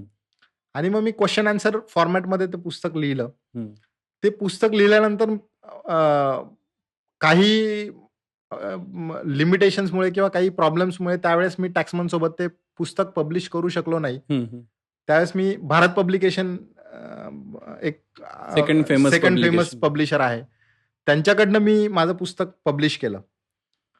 आणि मग ह्या सगळ्या गोष्टी इतक्या म्हणजे त्याला वेळ असा काही सांगून गेला नाही, पण माहित नाही कुठून ती एक तो कॉन्फिडन्स आला. एक त्यावेळेस पण ऑगस्ट 2017 मध्ये माझं पहिलं पुस्तक पब्लिश झालं क्वेश्चन आन्सर फॉर्मॅटमध्ये. आणि इतकं कॉम्प्रेहेन्सिव्ह त्यावेळेस दुसरं कुठलंही क्वेश्चन आन्सर फॉर्मॅटमध्ये पुस्तक नव्हतं. ते पुस्तक पब्लिश झाल्यानंतर मध्ये खूप वर्ष गेले. म्हणजे त्याच्यानंतर जीएसटी लॉ सेटल झाला. पीएचडीच्या निमित्ताने माझं परत एकदा टॅक्समनचा माझा एक तिथला डेप्युटी एडिटर जे आहेत ते माझे चांगले मित्र आहे. सो तुम्ही ज्यावेळेस पीएचडी करतात त्यावेळेस तुम्ही क्वेश्चनेअर प्रिपेअर करत असतात रिस्पॉन्डंटसाठी. आणि मग त्या क्वेश्चनेअरवरती तुम्हाला एक्सपर्ट लोकांकडनं कमेंट घ्यायचे असतात. तर मला असं वाटलं की टॅक्समन इतकं लिडिंग पब्लिशर आहे, डेप्युटी एडिटर जे आहेत त्यांच्याकडे बरेचसे पुस्तकं रिव्ह्यूसाठी येत असणार. सो एक दिवस मी त्यांना असाच फोन केला की सर मी असं पीएचडी करतोय आणि मी क्वेश्चनेअर बनवली आहे. सो जर तुम्ही ते रिव्ह्यू करू शकला आणि तुम्हाला जर आणखीन काही त्याच्यामध्ये पॉईंट्स असतील ते सांगू शकलात तर that will be of it will be great use for me. आणि त्यावेळेस त्यांनी सांगितलं की सर बहुत साल हो गए, आपने आगे कुछ नया कंटेंट नाही दिया. आणि कुठली आयडिया कधी क्लिक होईल हे कधीच सांगता येणार नाही. मी सर्व्हिस टॅक्सच्या एका केसवरती काम करत होतो. संध्याकाळची वेळ होती अशीच आणि आमच्या ऑफिसच्या लायब्ररीमध्ये मला एक जुनं मॅन्युअल पाहिजे होतं, म्हणून मी ते मॅन्युअल बघण्यासाठी गेलो. आणि तिथे आमच्याकडे एक जुनं पुस्तक होतं ज्याचं नाव होतं appellate remedies under central excise law. आणि ते पुस्तक बघितल्यानंतर मला अचानक क्लिक झालं की अरे अशा टायटलचं पुस्तक जीएसटी मध्ये नाहीये. आणि मग मी ठरवलं की आपण याच्यावरती काम करू. सो मला ज्यावेळेस त्या डेप्युटी डायरेक्टर पुनीत कुमार आहेत त्यांनी मला ज्यावेळेस विचारलं की सर आप कुछ नए टाइटल पे काम कर रहे हो क्या. मी त्यांना म्हटलं की सर मी 2 टायटल पे काम कर रहा हूं. आणि मग मी ते दोन्ही टायटल त्यांना सांगितलं. त्यांनी सांगितलं की टॅक्समनची पॉलिसी आहे की 1 title normally 1 author. Right. So ते परत टायटल रिपीट करत नाही. सो त्यांनी सांगितलं की सर अपिलेट ट्रायब्युनलवरती आपल्याकडे कुठलंही पुस्तक नाहीये. आणि तिथून खरी ही सुरुवात झाली दुसऱ्या पुस्तकाची. दुसऱ्या पुस्तकाची पण जर्नी मी थोडक्यात सांगतो की ती जर्नी पण खूप सोपी नव्हती. सुरुवातीला मी खूप सिरियसली घेतलं नाही, कारण आधीचा एक्सपिरियन्स माझा थोडासा वाईट असल्यामुळे म्हटलं की ठीक आहे आपण थोडं स्टेप बाय स्टेप जाऊ. पण मला त्यांच्याकडनं 4 वेळेस फोन आले की अरे तुम्ही ते मेन्युस्क्रिप्ट पाठवणार होते, काय झालं. सो मी 4 चॅप्टर पहिले सॅम्पल त्यांना लिहून पाठवले, which was accepted bye them. तिथून पुढे जायचं ठरवलं. मला आठवतंय की एक्झॅक्टली 1 वर्षापूर्वी जानेवारी 2025 मध्ये पुस्तकाचं पहिलं मेन्युस्क्रिप्ट लिहून मी त्यांना पाठवलं. 1 वर्षापूर्वी. सो ते पहिलं मेन्युस्क्रिप्ट ज्यावेळेस मी लिहून पाठवलं त्या मेन्युस्क्रिप्टवरती त्यांनी काम केलं. त्याच्यानंतर त्यात काही सजेशन्स आले की तुम्ही हे 2-3 गोष्टी याच्यामध्ये ऍड केल्या पाहिजे. सो शो कॉज नोटीसशी रिलेटेड काही ऍस्पेक्ट्स होते, तर मी पहिले 3 चॅप्टर त्याच्यामध्ये ऍड केले. ते केल्यानंतर ट्रायब्युनलचे रूल्स तोपर्यंत आलेले नव्हते. सो हे 3 चॅप्टर ऍड केल्यानंतर त्यांनी पूर्ण पुस्तक मेन्युस्क्रिप्ट त्यांनी डिझाईन केलं. So it was ready for the printing. Right. आणि ट्रायब्युनलचे रूल्स आले. सो परत टॅक्सेशन ही फील्ड अशी आहे की कधी काय चेंज येईल सांगताच येत नाही. सो ज्यावेळेस ट्रायब्युनलचे रूल आले, आम्ही ट्रायब्युनलचा जुने रूल काढून परत नवीन रूल त्याच्यामध्ये रिप्लेस केले. अरे बापरे. ते सगळं केल्यानंतर परत पुस्तक तयार झालं. आणि आपण म्हणतो ना, आपल्याकडे मराठीत म्हणतात की कुठली गोष्ट ही चांगल्यासाठीच होत असते. हो. सो ज्यावेळेस पुढचा फेज आला, ज्यावेळेस पूर्ण पुस्तक रेडी होतं, त्यांच्या एडिटोरियल डायरेक्टरकडे ज्यावेळेस ते पुस्तक गेलं आणि एडिटोरियल डायरेक्टरने सांगितलं की नाही, मला आता हे पुस्तक पब्लिश नाही करायचंय. बर. That was huge shock for me. I was literally frustrated. कारण इतके तास ज्यावेळेस तुम्ही त्याच्यामध्ये इन्व्हेस्ट करतात आणि त्याचा आउटकम ज्यावेळेस कुठेतरी असं वाटत होतं की अरे 0 झाला. पण मी त्याही वेळेस माझं वाक्य त्यांच्या डेप्युटी एडिटरला हेच होतं की हा मेन्युस्क्रिप्ट मी जर पब्लिश कराल तर तो टॅक्समन थ्रूच करेल, नाही तर मी करणार नाही. आणि आय वॉज सो कॉन्फिडंट की हे पुढे जाईल. आणि मी त्यांना सांगितलं की you tell me what things you want in this book, I will incorporate that. आणि मग त्यांच्या एडिटोरियल टीमनी जे सजेशन सांगितले, त्यांनी सांगितलं की तुम्ही याच्यामध्ये केस स्टडीज ऍड करा. जस्ट इमॅजिन, ट्रायब्युनल अजूनपर्यंत सुरू झालेलं नाहीये, तर ट्रायब्युनलच्या केस स्टडीज येणार कुठनं? पण ते चॅलेंज होतं. ते चॅलेंज कुठेतरी ऍक्सेप्ट केलं. आणखीन लिटरेचर रिव्ह्यू केला, जुन्या केसेस बघितल्या, त्याच्या बेसिसवरती सॅम्पल केस स्टडीज बनवल्या. ते केल्यानंतर ट्रायब्युनलमध्ये गेलं आणि ट्रायब्युनल इज लाईक कोर्ट आणि तिथे वेगवेगळे ऍप्लिकेशन्स करायला लागतात. तर ते ऍप्लिकेशन करण्याचे फॉर्मॅट आजही पब्लिक डोमेनमध्ये अवेलेबल नव्हते. ते सगळे त्यातले बरेचसे 22 ते 23 फॉर्मॅट्स तयार केले, सॅम्पल फॉर्मॅट, जे प्रॅक्टिशनरला रेडी टू यूज असतील. सो हे सगळे गोष्टी इन्कॉर्पोरेट केल्यानंतर पुस्तक पब्लिश झालं. म्हणजे साधारणतः अजून एक ताजमहाल बांधण्यासारखं आहे. नाही, त्या तुलनेत हे सोपं काम आहे असं मला वाटतं. नाही, मला ते जीएसटी मधला ताजमहालच वाटायला लागला. पण खरंच खूप ही जर्नी पण एक सॅटिस्फाईंग जर्नी होती. आणि ज्यावेळेस तुम्हाला इतके ऑब्स्टॅकल्स येतात, त्याचा रिझल्ट हा चांगलाच असणार आहे असंच आपण. आणि याच्यात कुठेतरी एक पॉझिटिव्ह, म्हणजे सीएमए कोर्सनी खरंच काय शिकवलं असेल तर कुठल्याही सिच्युएशनकडे तुम्ही पॉझिटिव्हली बघितलं पाहिजे आणि पेशन्स ठेवले पाहिजे. कदाचित इम्पेशंट, म्हणजे ही पण काही लोकांनी सांगितलं होतं की you go with the other publishers. पण मी तो मोह आवरला की आपल्याला तिकडे नाही जायचंय, आपल्याला इथूनच. आणि त्यांनी सुद्धा शेवटी हे सांगितलं की नॉर्मली ऑथर लोक हे ॲडमंट असतात. हो, बरोबर. इन फ्लेक्झिबिलिटी दाखवत नाही. आम्ही जो कंटेंट दिला तो करेक्ट आहे, तुम्ही चेंजेस नाही सांगू शकत. पण मी ती फ्लेक्झिबिलिटी दाखवली आणि त्याच्यामुळे कदाचित थोडासा वेगळा कंटेंट आपण अजून जास्त शांत झाला, हा, तो आपण त्यांना देऊ शकलो. म्हणजे सीएमए इन्स्टिट्यूटनी फ्लेक्झिबिलिटी शिकवली. वा वा, छानच जर्नी होती. हा झाला तुमचा सब्जेक्ट पीएचडीचा. आणि तुमची वाईफ म्हणजे गायत्री, ती पण पीएचडी करते. तिचा सब्जेक्ट कुठला आहे? ती बिझनेस मॅनेजमेंट हा तिचा विषय होता. आणि मग त्याला अनुसरूनच तिने नाशिकमधल्या ज्या एसएमईज आहेत, तर best management practices adopted by SME and it's impact on their sustainability. कारण सस्टेनेबिलिटी, कुठलाही बिझनेस आजकाल सस्टेनेबिलिटीची फॅन्सी डेफिनेशन झाली. आपण सस्टेनेबिलिटी ज्यावेळेस वर्ड यूज करतो तर it is more toward the environment. But commercial लँग्वेजमध्ये किंवा फायनान्शियल लँग्वेजमध्ये आपण ज्यावेळेस सस्टेनेबिलिटी हा विषय बोलतो किंवा त्या विषयावरती आपण ज्यावेळेस फोकस ठेवतो, तर आपण overall financial health point of व्ह्यूने बोलत असतो. सो त्या पॉइंट ऑफ व्ह्यूने नाशिकमध्ये काही एसएमईज अशा आहे की ज्यांनी 1 करोडपासून आज त्या हजारो करोडमध्ये त्यांनी बिझनेस ते करतायत.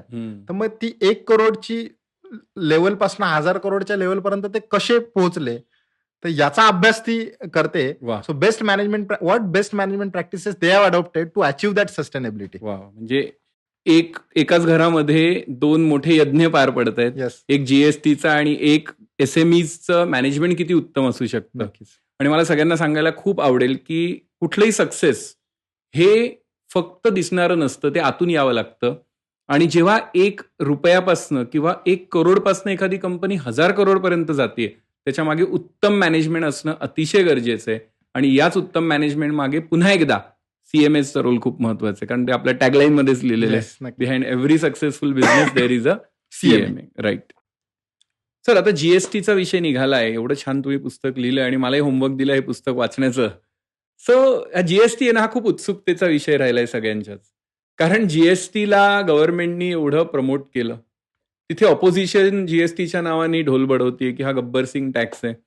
पण मला वाटतं की आतनं जे लोक काम करतायत, जसं तुम्ही आज प्रॅक्टिस करताय इनडायरेक्ट टॅक्सेसमध्ये, तुम्ही आम्हाला थोडंसं जीएसटी, त्याचं महत्व हे दोन्ही समजून सांगितलं तर बरं होईल. आधी आपण बघितलं तर आपल्याकडे वेगवेगळ्या लेयर्समध्ये इनडायरेक्ट टॅक्सेस कलेक्ट करत होतं आणि आपल्याला कळत नाही, म्हणजे डायरेक्ट टॅक्स आणि इनडायरेक्ट टॅक्स मधला फरक हाच आहे की डायरेक्ट टॅक्स हा चिमटी काढण्यासारखा आहे की जो आपल्याला जाणवतो, पण इनडायरेक्ट टॅक्स असा आहे की जो तुम्हाला कळत नाही. सकाळी उठल्यापासून रात्री झोपेपर्यंत तुम्ही जे पण वापरतात त्याच्या सगळ्यांवरती तुम्ही इनडायरेक्ट टॅक्स, मग सकाळी ब्रश पेस्ट यापासून जीएसटी सुरू होतो. हो. सो आधी आपल्याकडे सेंट्रल एक्साईज, सर्व्हिस टॅक्स आणि वॅट ह्या 3 प्रकारांमध्ये साधारणतः इनडायरेक्ट टॅक्स कलेक्ट केला जायचा आणि त्याचं एक ओव्हरऑल स्ट्रक्चर जर आपण बघितलं तर सेंट्रल एक्साईज हा तुलनेत खूप कॉम्प्लिकेटेड लॉ होता.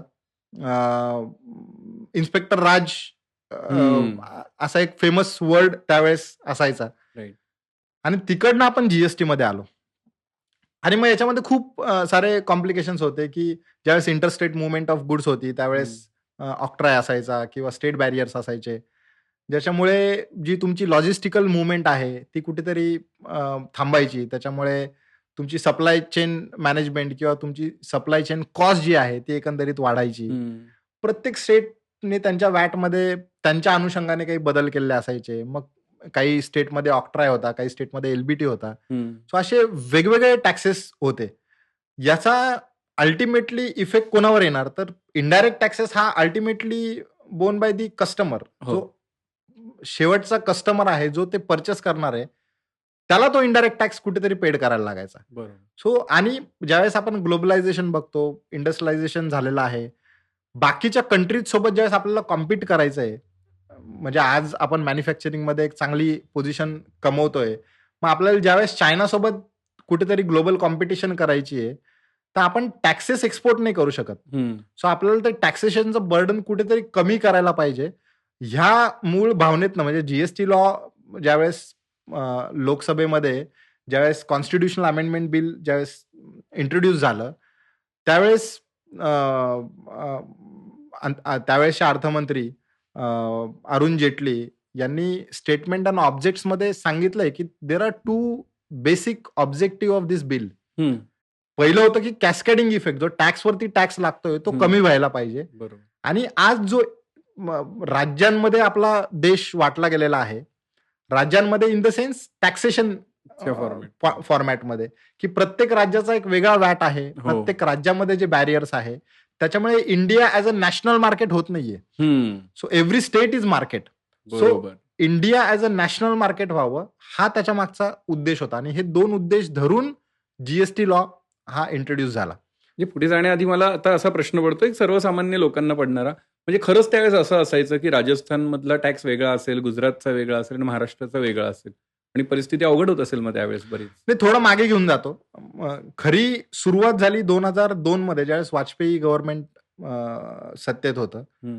आणि परत क्रेडिट गोज टू पीएचडी, कारण माझ्या पीएचडीच्या टॉपिकमध्ये एक हिस्टॉरिकल पर्स्पेक्टिव्ह नावाने एक विषय आहे, ज्याच्यामध्ये मला ही सगळी हिस्ट्री वाचायला मिळाली. तर इनडायरेक्ट टॅक्स मधले किंवा टॅक्सेशन मधले रिफॉर्म हे काही आज होत आहेत अशातला भाग नाहीये. टॅक्सेशन मधले रिफॉर्म जे आहे ते इंडिपेंडन्स पासून वेगवेगळ्या कमिटीज, वेगवेगळे टास्क फोर्स सेटअप झाले. त्यांनी वेगवेगळ्या टास्क फोर्सनी वेगवेगळे सजेशन दिले. मग अगदी 1985-86 मध्ये मॉडवॅट आलं, नंतर सेनवॅट आलं, नंतर वॅट आलं, मग जीएसटी आला. सो हे काही प्रिडॉमिनंट चेंजेस होते इनडायरेक्ट टॅक्स रिजिम मधले. सो ज्यावेळेस वाजपेयी गव्हर्नमेंट होतं त्यावेळेस त्यांनी ठरवलं की जो आपल्याकडे सेल्स टॅक्स लॉ आहे, याला कुठेतरी युनिफॉर्म करणं गरजेचं आहे, किंवा जर आपल्याला युनिफॉर्म वॅट इंडियामध्ये आणायचं आहे तर त्याच्यासाठी कुठेतरी आपल्याला सेल्स टॅक्स चेंज करायला लागेल. सो त्यांनी त्यावेळेस टास्क फोर्स केळकर कमिटी त्यावेळेस सेटअप केली आणि त्यांनी एक्झामाइन केलं की इंडियामध्ये वॅट आपण कसं इम्प्लिमेंट करू शकतो. आणि मग 2005 पासून ज्यावेळेस काँग्रेस गव्हर्नमेंट होतं त्यावेळेस पासून वॅटचं इम्प्लिमेंटेशन झालं आणि तो खरा बेस ठरला की सेंट्रल लेवलवरती मॉडवॅट ज्यावेळेस आला किंवा सेनवॅट ज्यावेळेस आला त्यावेळेस वॅट इम्प्लिमेंट झालेला होता. स्टेट लेवलवरती वॅट इम्प्लिमेंट झाला 2005 पासून पुढे. 2005-6 मध्ये खऱ्या अर्थाने वॅट इम्प्लिमेंट झाला.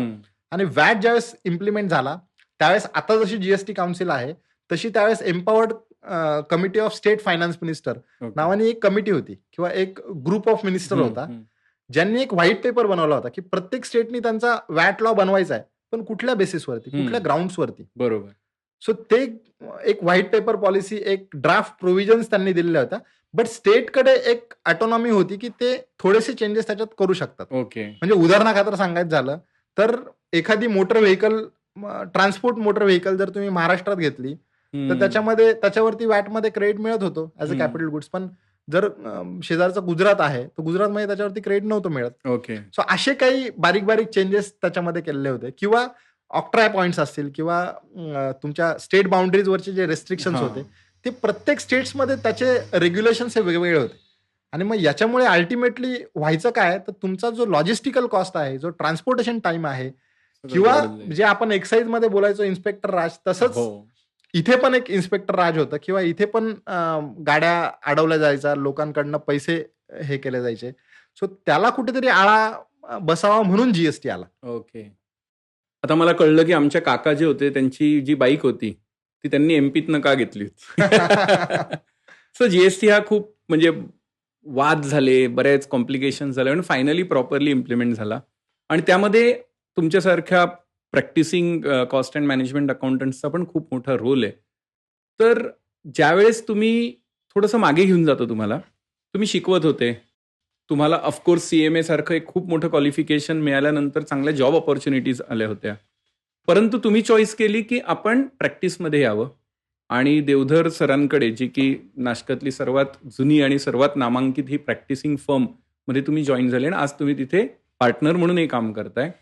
तर मला 2 प्रश्न याच्याबद्दल असं वाटतं की तुम्ही जसं मगाशी सरांचं नाव घेतलं की मराठी मेंटॉरवर आपण हे सांगितलं पाहिजे की माझं मेंटॉर कोण होतं, तर देवधर सरांकडे जॉईन झाल्यानंतर तो अनुभव कसा होता आणि आज एक प्रॅक्टिस करत असताना तुम्ही इंडस्ट्रीला आणि ओव्हरऑल सोसायटीला कसं कॉन्ट्रीब्यूट करताय तुमच्या मार्फत? सरांकडे ज्यावेळेस मी जॉईन केलं, मी परत तुम्हाला रिवाइंड करेल, माझ्याकडे 3 ऑपॉर्च्युनिटीज होत्या. आणि माझ्या मते देवधर सर हे माझे नंतरचे मेंटॉर आहे. पहिले मेंटॉर तुम्ही होतात. सो मला तुम्ही त्यावेळेस माझ्याकडे 3 ऑपॉर्च्युनिटी होत्या. एक 2 कंपन्यांमधल्या ऑपॉर्च्युनिटी आणि एक सरांकडची होती. आणि ज्यावेळेस मी तुमच्याशी बोललो आणि त्यावेळेस आपण ठरवलं की नाही, you go with the opportunity of Deodhar sir. मला आजही आठवत आहे की 2 ऑक्टोबर 2012 मी सरांकडे जॉईन केलं. गांधी जयंती असते त्या दिवशी मी सरांकडे माझं ऑफिस त्या दिवशीपासून सुरू झालं. आणि त्या दिवशीपासून तर आजपर्यंत खूप साऱ्या गोष्टी आहे मी ज्या सरांकडनं शिकलो. ड्राफ्टिंग मध्ये आज जसं तुम्ही सांगितलं की देवधर जोशी अँड असोसिएट ही फक्त नाशिकमध्ये नाही तर भारतातल्या आघाडीच्या 100 फर्म्समध्ये आमच्या फर्मचं नाव येतं. आणि एक जो ज्यावेळेस तुम्ही टॅक्सेशन मध्ये प्रॅक्टिस करतात त्यावेळेस डिपार्टमेंटमध्ये जाऊन तुम्हाला लोकांना मॅनेज करायला लागतं. हा जो एक समज आहे त्याला छेद देणारी आमची फर्म आहे. आज कुठलाही ऑफिसर कधीही आमच्याकडनं कोणीही वेगळ्या पद्धतीने कुठलाही डिमांड करत नाही. आणि आमचं एक जो सरांनी एक इतके वर्ष त्यांनी एक्साइज मध्ये ज्यावेळेस प्रॅक्टिस केली त्यावेळेस त्यांनी त्यांचा एक जी छाप सोडलेली होती ती पुढे आज आम्ही कॅरी करतोय की लिटिगेशन मध्ये तुमचे जीएसटी मध्ये असू द्या किंवा आधीच्या याच्यात सेंट्रल एक्साइज किंवा सर्व्हिस टॅक्स मध्ये तुम्ही जर लिटिगेशन मध्ये जातायत आणि तुम्हाला तिथनं चांगल्या पद्धतीने बाहेर पडायचं तर त्याच्यात जी एक लिगसी सरांनी मेंटेन केली होती की आपल्याला फक्त लिगल पॉइंट्स वरती भांडायचंय, ती लिगसी आजही आम्ही मेंटेन केलेली आहे आमच्या इथे.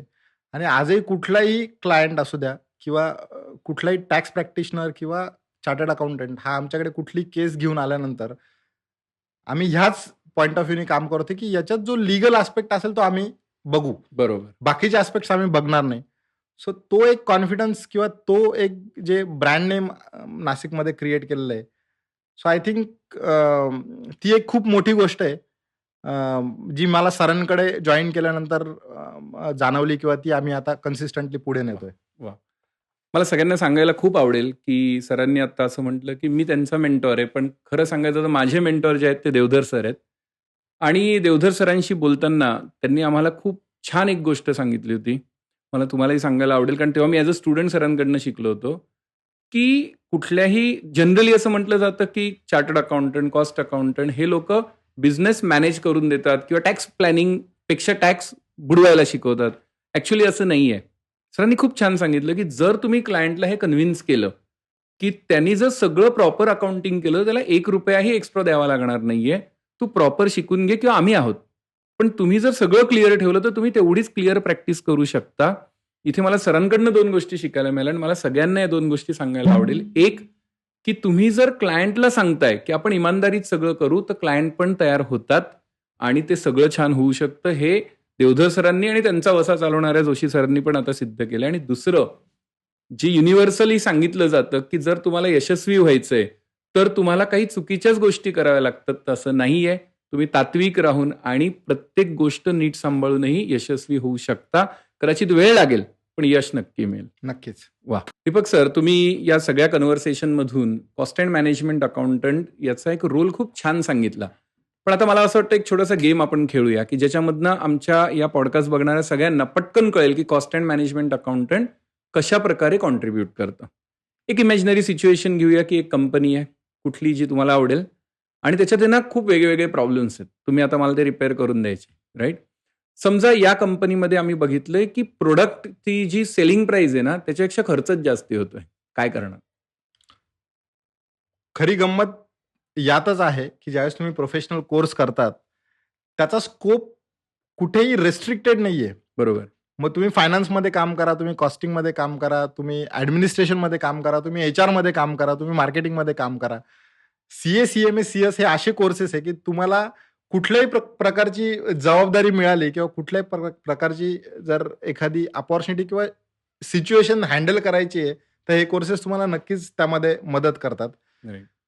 ज्यावेळेस तुम्ही ही जी हायपोथेटिकल तुम्ही एक केस स्टडी सांगितली, त्यामध्ये ॲज अ कॉस्ट अकाउंटंट सगळ्यात आधी तर तुम्हाला त्यांचं एक कॉस्ट स्ट्रक्चर बघायला लागेल आणि त्याच्यामध्ये कुठे-कुठे तुम्ही कॉस्ट रिडक्शन करू शकतात. हं. आता कॉस्ट रिडक्शन आणि कॉस्ट कंट्रोल आपण आपल्या याच्यात शिकलेलो आहे.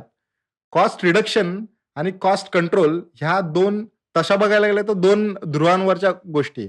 Cost reduction is the systematic reduction of cost. जिथे तुम्ही क्वालिटीमध्ये कुठेही कॉम्प्रोमाइज करत नाहीये. पण ज्या अनवॉन्टेड कॉस्ट आहेत, त्या तुम्ही तिथून काढू शकतात. सो ज्यावेळेस अशी सिच्युएशन असेल, ज्यावेळेस बिझनेस तुमचा लॉसमध्ये आहे, तर माझ्या मते सगळ्यात आधी तुम्ही कॉस्ट बेनिफिट अनालिसिस केलं पाहिजे, की मी कुठले प्रॉडक्ट्स मॅन्युफॅक्चर करतोय आणि मग ते प्रॉडक्ट मॅन्युफॅक्चर करताना कुठल्या केसेसमध्ये माझं कॉन्ट्रिब्युशन मायनसमध्ये जातंय. मग ज्याच्यात माझं कॉन्ट्रिब्युशन मायनसमध्ये जातंय, असे प्रॉडक्ट मी मॅन्युफॅक्चर करणं एक्स्पेक्टेड आहे किंवा गरजेचं आहेत का? रिअल लाईफमध्ये आपण ज्यावेळेस बघतो, तर बऱ्याच केसेसमध्ये असं असतात, की काही प्रॉडक्ट हे तुमचे लॉसमध्ये असतात, तरी तुम्हाला मॅन्युफॅक्चर करायला लागतं. करावं लागतं. कारण त्या कंपनीकडनं जे दुसरे प्रॉडक्ट्स तुम्हाला मिळतायत किंवा जे दुसरे प्रॉडक्ट्स तुम्ही मॅन्युफॅक्चर करतायत, त्यामध्ये तुम्हाला प्रॉफिट होत असतो. हं. So as a cost accountant तुम्हाला हे बघायला लागेल, की तुमचा अपॉर्च्युनिटी गेन तिथे किती होतोय. हं. जर तुमचा अपॉर्च्युनिटी लॉस नवीन प्रॉडक्ट बघून पण तुमचा अपॉर्च्युनिटी लॉस होत असेल, तर it is better to shut those products. हे मस्त होतं. आता सेकंड एक्झाम्पल. या कंपनीला अचानक फंडिंग मिळालं, पण त्यांना गडबड होती, की पैसे मॅनेज कसे करायचे? पैसे तर आलेत. मग अशा वेळेस तुम्ही अल्टरनेट इन्व्हेस्टमेंट अपॉर्च्युनिटीज तुमच्याकडे काय आहे ते बघा. हं. आता बऱ्याच केसेसमध्ये असं असतं, की पर्टिक्युलरली आपण नाशिकचा जर विषय घेतला, तर नाशिकमध्ये मोस्टली इंडस्ट्री ही महिंद्रा अँड महिंद्रावरती अवलंबून आहे. हं. मग महिंद्रा अँड महिंद्रावरती अवलंबून असताना तुमच्याकडे ज्यावेळेस ॲडिशनल फंडिंग येतंय, त्यावेळेस तुम्ही कुठे रोबोटिक्समध्ये इन्व्हेस्ट करू शकतात का? वाह! किंवा तुम्हाला आणखीन बाकीच्या ज्या अलाइड कंपनीज आहेत, जसं टाटा मोटर्स आहेत हं. किंवा मर्सिडीज आहेत किंवा हं. Volkswagen आहेत, यांच्यासाठी ते पार्ट्स सारख्या पद्धतीचे पार्ट्स तुम्ही बनवून हं. डायव्हर्सिफिकेशन करू शकतात का? तर हे असे डिसिजन्स तुम्ही ह्या पद्धतीने तुमचा फायनान्स तुम्ही मॅनेज करू शकतात किंवा अल्टरनेटिव्ह इन्व्हेस्टमेंट तुमच्याकडे काय आहे आणि त्याच्यापासून तुम्हाला काय रिटर्न्स मिळतात हे तुम्ही त्यातनं बघू शकता. नाईस. आमचं टॅक्स डिपार्टमेंट फार गडबड करतं. मला कळतच नाही, की मी किती टॅक्स भरतोय, डायरेक्ट टॅक्स किती भरतोय, इनडायरेक्ट टॅक्स किती भरतोय, चाललंय काय? प्लीज सॉल्व्ह करून द्या. नाही, हा कॅश फ्लोचा विषय झाला. डायरेक्ट टॅक्स हा तुम्हाला खिशातनं भरायला लागतो, बट इनडायरेक्ट टॅक्स हा खिशातून नाही भरायला लागत. इनडायरेक्ट टॅक्स हा तुम्ही समोरच्याकडनं कलेक्ट करतात आणि गव्हर्नमेंटला भरतात. सो इनडायरेक्ट टॅक्समध्ये तुम्ही फक्त एजंट असतात. You are agent of government, you are just collecting a tax from third person and you are paying that amount to the government. त्याच्यामुळे तो तुमच्या खिशातनं नाही जाते, कारण तो तुमच्या इन्कमवरचा टॅक्स नाहीये. वेअर एज इन्कम टॅक्स हा तुमच्या इन्कमवरचा टॅक्स आहे. आणि बऱ्याच केसेसमध्ये इथे प्रोफेशनलची गरज याच्यासाठी आहे, कारण इथेच आपण बऱ्याचशा चुका करतो. म्हणजे इन्कम टॅक्सचं उदाहरण द्यायचं झालं तर एखाद्या प्रोफेशनल फीजवरती तुम्हाला टीडीएस कापणं आहे पुढच्या 7 तारखेपर्यंत. तो तुम्ही कापला नाही किंवा तो तुम्ही पुढच्या महिन्यात कापला तर त्याच्यावरती इंटरेस्ट लागणार आहे. ओके. सो जी गोष्ट ज्याच्यासाठी तुम्हाला इंटरेस्ट पेड करायचा नव्हता तो पेड करतात and that becomes additional burden for your business. GST कायदा हा डिजिटल आहे. याच्यामध्ये मॅन्युअल गोष्टी फार कमी आहेत. सगळ्या गोष्टी तुम्हाला जीएसटी पोर्टल थ्रू करायला लागतात. मग याच्यामध्ये फ्रॉडचे बरेचसे ट्रान्झॅक्शन होतात की बऱ्याचशा पार्ट्या अशा आहे की ज्या तुमच्याकडनं टॅक्स तर घेतात पण गव्हर्नमेंटला भरतच नाही. आणि मग जर माझा टॅक्सेशन डिपार्टमेंट मधला माणूस आहे यांनी जर ती गोष्ट वेळेत ओळखली नाही तर त्याचा अल्टिमेटली फटका मला बसणार आहे. त्याचं कारण असं आहे की गव्हर्नमेंटला जर टॅक्स मिळाला नाही तर गव्हर्नमेंट तुम्हाला त्याचा इनपुट टॅक्स क्रेडिटचा बेनिफिट देणार नाही. सो त्यामुळे टॅक्सेशन डिपार्टमेंट, कारण याचा तुमच्या कॅश फ्लोवरती ऍज वेल एज तुमच्या बिझनेस प्रॉफिटवरती डायरेक्ट इम्पॅक्ट आहे. तुम्ही तो मला सुधारून द्याल तर तो तुम्हाला या निमित्ताने एखाद्या कॉस्ट अकाउंटंटकडनं सुधारून घेता येईल. अरे वा. ओके सर, तुम्ही खूप मस्त उत्तर दिले आणि आमच्या कंपनीला खूप फायदा होणार आहे तुमच्या नॉलेजचा असं दिसतंय. आता अजून एक आमची अशी कंपनी आहे की ज्याच्यामधला जो डिसिजन मेकर आहे, डायरेक्टर असेल, ओनर असेल, तो कायम कन्फ्यूज असतो. त्याला कधी असं वाटतं ही डिसिजन घ्यावी, त्याला असं वाटतं ती डिसिजन घ्यावी. आणि आता तो जर तुमच्याकडे आलाय तर as a cost accountant CMA तुम्ही त्याला काय हेल्प कराल? आपण ज्यावेळेस कुठला पण डिसिजन घेतो त्यावेळेस आपण बघतो की आपली बॉटम लाईन काय आहे. आणि बॉटम लाईन बघताना फक्त तुम्हाला नेट प्रॉफिट बघून चालणार नाही, तर तुम्हाला रिटर्न ऑन इन्व्हेस्टमेंट काय मिळते हे बघणं पण खूप गरजेचं आहे. बरोबर. तर ज्यावेळेस तुमच्याकडे असे कन्फ्युज्ड बिझनेसमन येत आहेत जे की तुमच्याकडनं मॅनेजमेंट कन्सल्टेशन मागतायत की आम्ही या बाबतीत तितकेसे कॉन्फिडंट नाही आहोत की आम्ही हा डिसिजन घ्यावा किंवा नाही घेऊ, तर अशा केसमध्ये माझ्या मते त्याचं कॉस्ट बेनिफिट अनालिसिस करून जी पण बेनिफिशियल पोझिशन असेल ती एका कॉस्ट अकाउंटंटनी समोरच्या क्लायंटला सांगणं ही खूप गरजेची आहे. आणि काळानुरूप आपण बघितलं की ट्रॅडिशनल कॉस्टिंग किंवा ट्रॅडिशनल मॅनेजमेंट प्रॅक्टिस आणि management practice which we are providing nowadays is totally different. आता खूप सारे प्रिडिक्टिव्ह मॉडेल्स आलेले आहेत. पूर्वी सगळ्याच गोष्टी जवळपास मॅन्युअल व्हायच्या, मग कधीतरी कम्प्युटर्स आले, आधी कॅल्क्युलेटर्स आले, मग कम्प्युटर्स आले, मग आपण बघितलं एक्सेल आलं. एक्सेल आल्यानंतर आपल्याला वाटलं की अरे आपलं काम किती सोपं झालेलं आहे. राईट. पण त्याच्यामध्ये पुढे जाऊन आता AI आलं, जिथे बऱ्याचशा मॅक्रोज आहेत, पॉवर BI आहे किंवा असे नवनवीन टूल्स येतात की ज्याच्याने तुमची डिसिजन मेकिंग पॉवर ही आणखीन चांगली झालेली आहे. कारण तुम्हाला बऱ्याचशा गोष्टी ह्या काही मिनिटांमध्ये किंवा काही सेकंदांमध्ये त्यांच्याकडनं कॅल्क्युलेट करून मिळतात. सो माझ्या मते डिसिजन घेताना जे पण प्रोफेशनल्स आहेत त्यांनी टेक्नॉलॉजीचा वापर करणं पण तितकाच महत्वाचं आहे. आणि हे जे युग आहे ते टेक्नॉलॉजीचं आहे.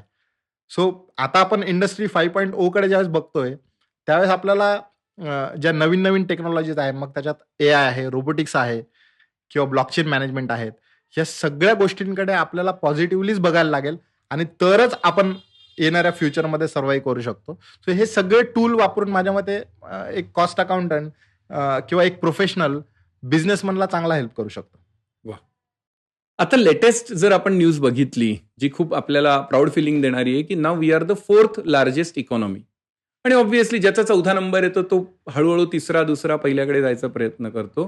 पण या सगळ्या याच्यामध्ये कॉमर्सवाल्यांचा एक रोल महत्वाचा असणार आहे. मला हे समजून घ्यायला आवडेल की या सगळ्या प्रोसेसमध्ये कॉमर्सवाले कशा प्रकारे मदत करणार आहेत आपल्या देशाची. पण आपण इकॉनॉमी ज्यावेळेस बोलतो त्यावेळेस GDP हा शब्द त्याच्यात येणारच आहे. ऑफकोर्स. आणि GDP म्हणजेच कॉमर्स.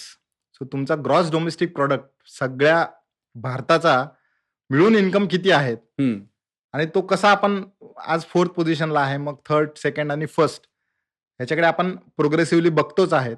तर याच्यामध्ये कॉमर्स, कारण पहिले बघितलं आपण इंडस्ट्री 1.0 वगैरे वगैरे ज्यावेळेस मशीन्स वगैरे वगैरे हे आलेत. आज किंवा मॅन्युफॅक्चरिंगचा आपण एवढा हे करतो की मॅन्युफॅक्चरिंग, बट आज जो आजचा जो काळ आहे त्याच्यामध्ये कॉमर्स आणि मार्केटिंग यांचं कॉन्ट्रीब्युशन खूप मोठं आहे. सो तुम्ही मॅन्युफॅक्चर जरी करत नसला, पण तुम्ही जर तुमचे फंड्स आणि तुमची मार्केटिंग प्रॉपर असेल, तर even if you are not the manufacturing organisation, तरी तुम्ही तुमच्या कंपन्यांना वाढवू शकतात.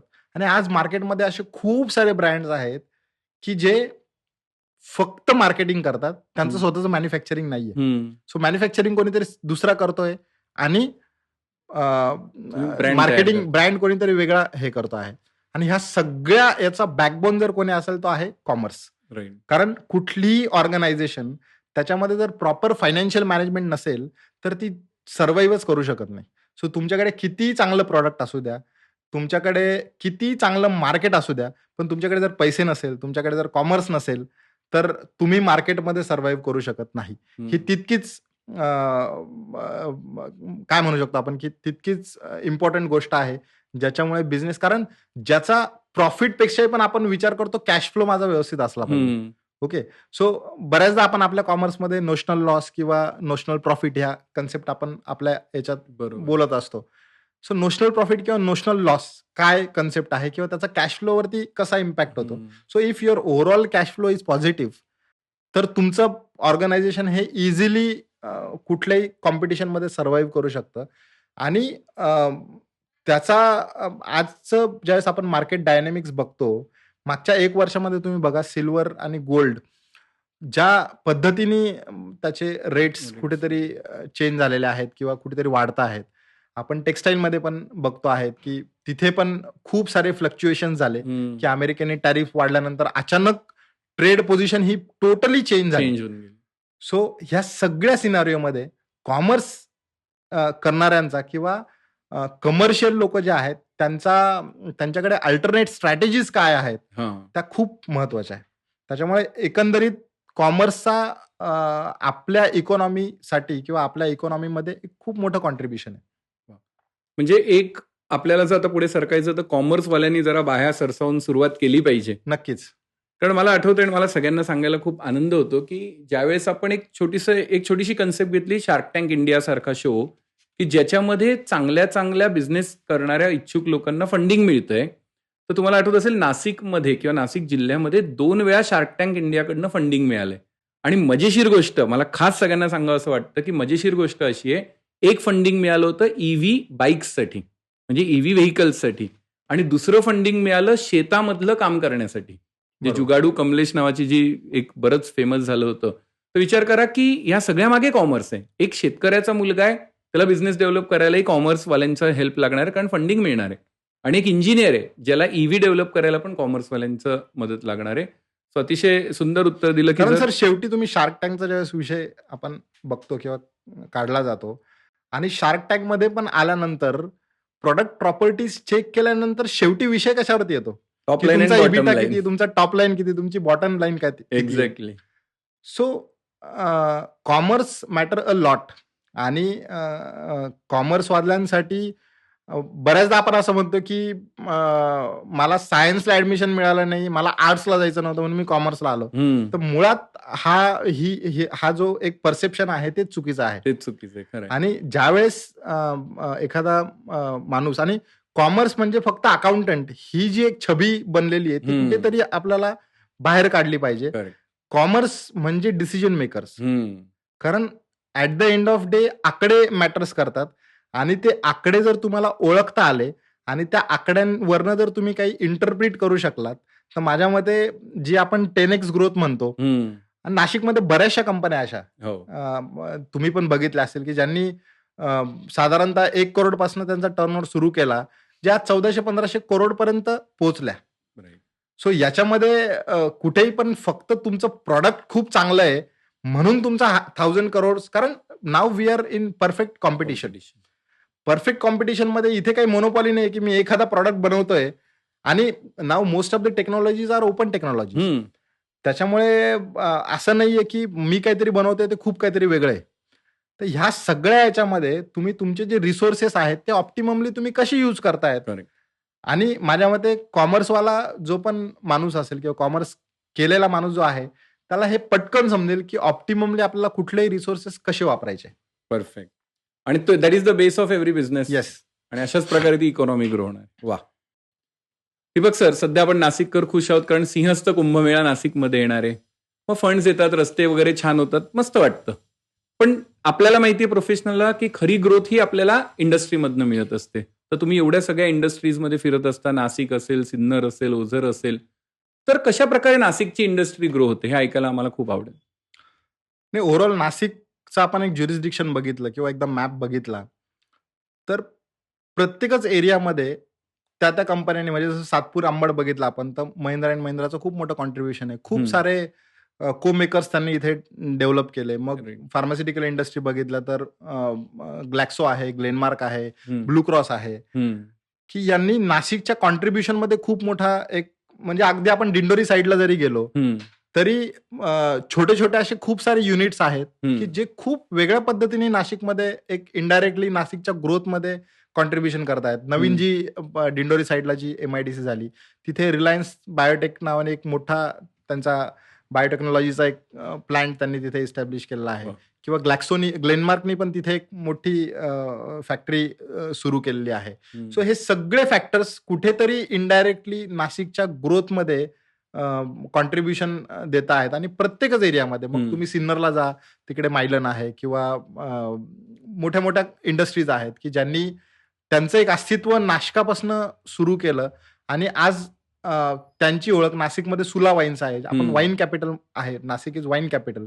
So we are the largest manufacturer of liquor. Almost more than 50% liquor is manufactured in Nashik. Okay. So ह्या सगळ्या गोष्टी कुठनं मिळाल्या तर त्या इंडस्ट्रीकडनंच मिळाल्या आहेत. तर बाकीच्या ह्या भौतिक गोष्टी तर आहेच, पण नाशिकच्या इन्फ्रास्ट्रक्चरमध्ये जरी आपण बघतोय की सिंहस्थ किंवा ह्या बाकीच्या याच्यानी ऍडिशन्स होत असले तरी नाशिकच्या ग्रोथमध्ये खऱ्या अर्थाने इंडस्ट्रीचा एक खूप मोठा आणि त्या अनुषंगाने ऍग्रिकल्चरल सेक्टर सुद्धा, कारण एक ऍग्री हब आपल्याकडे आहे.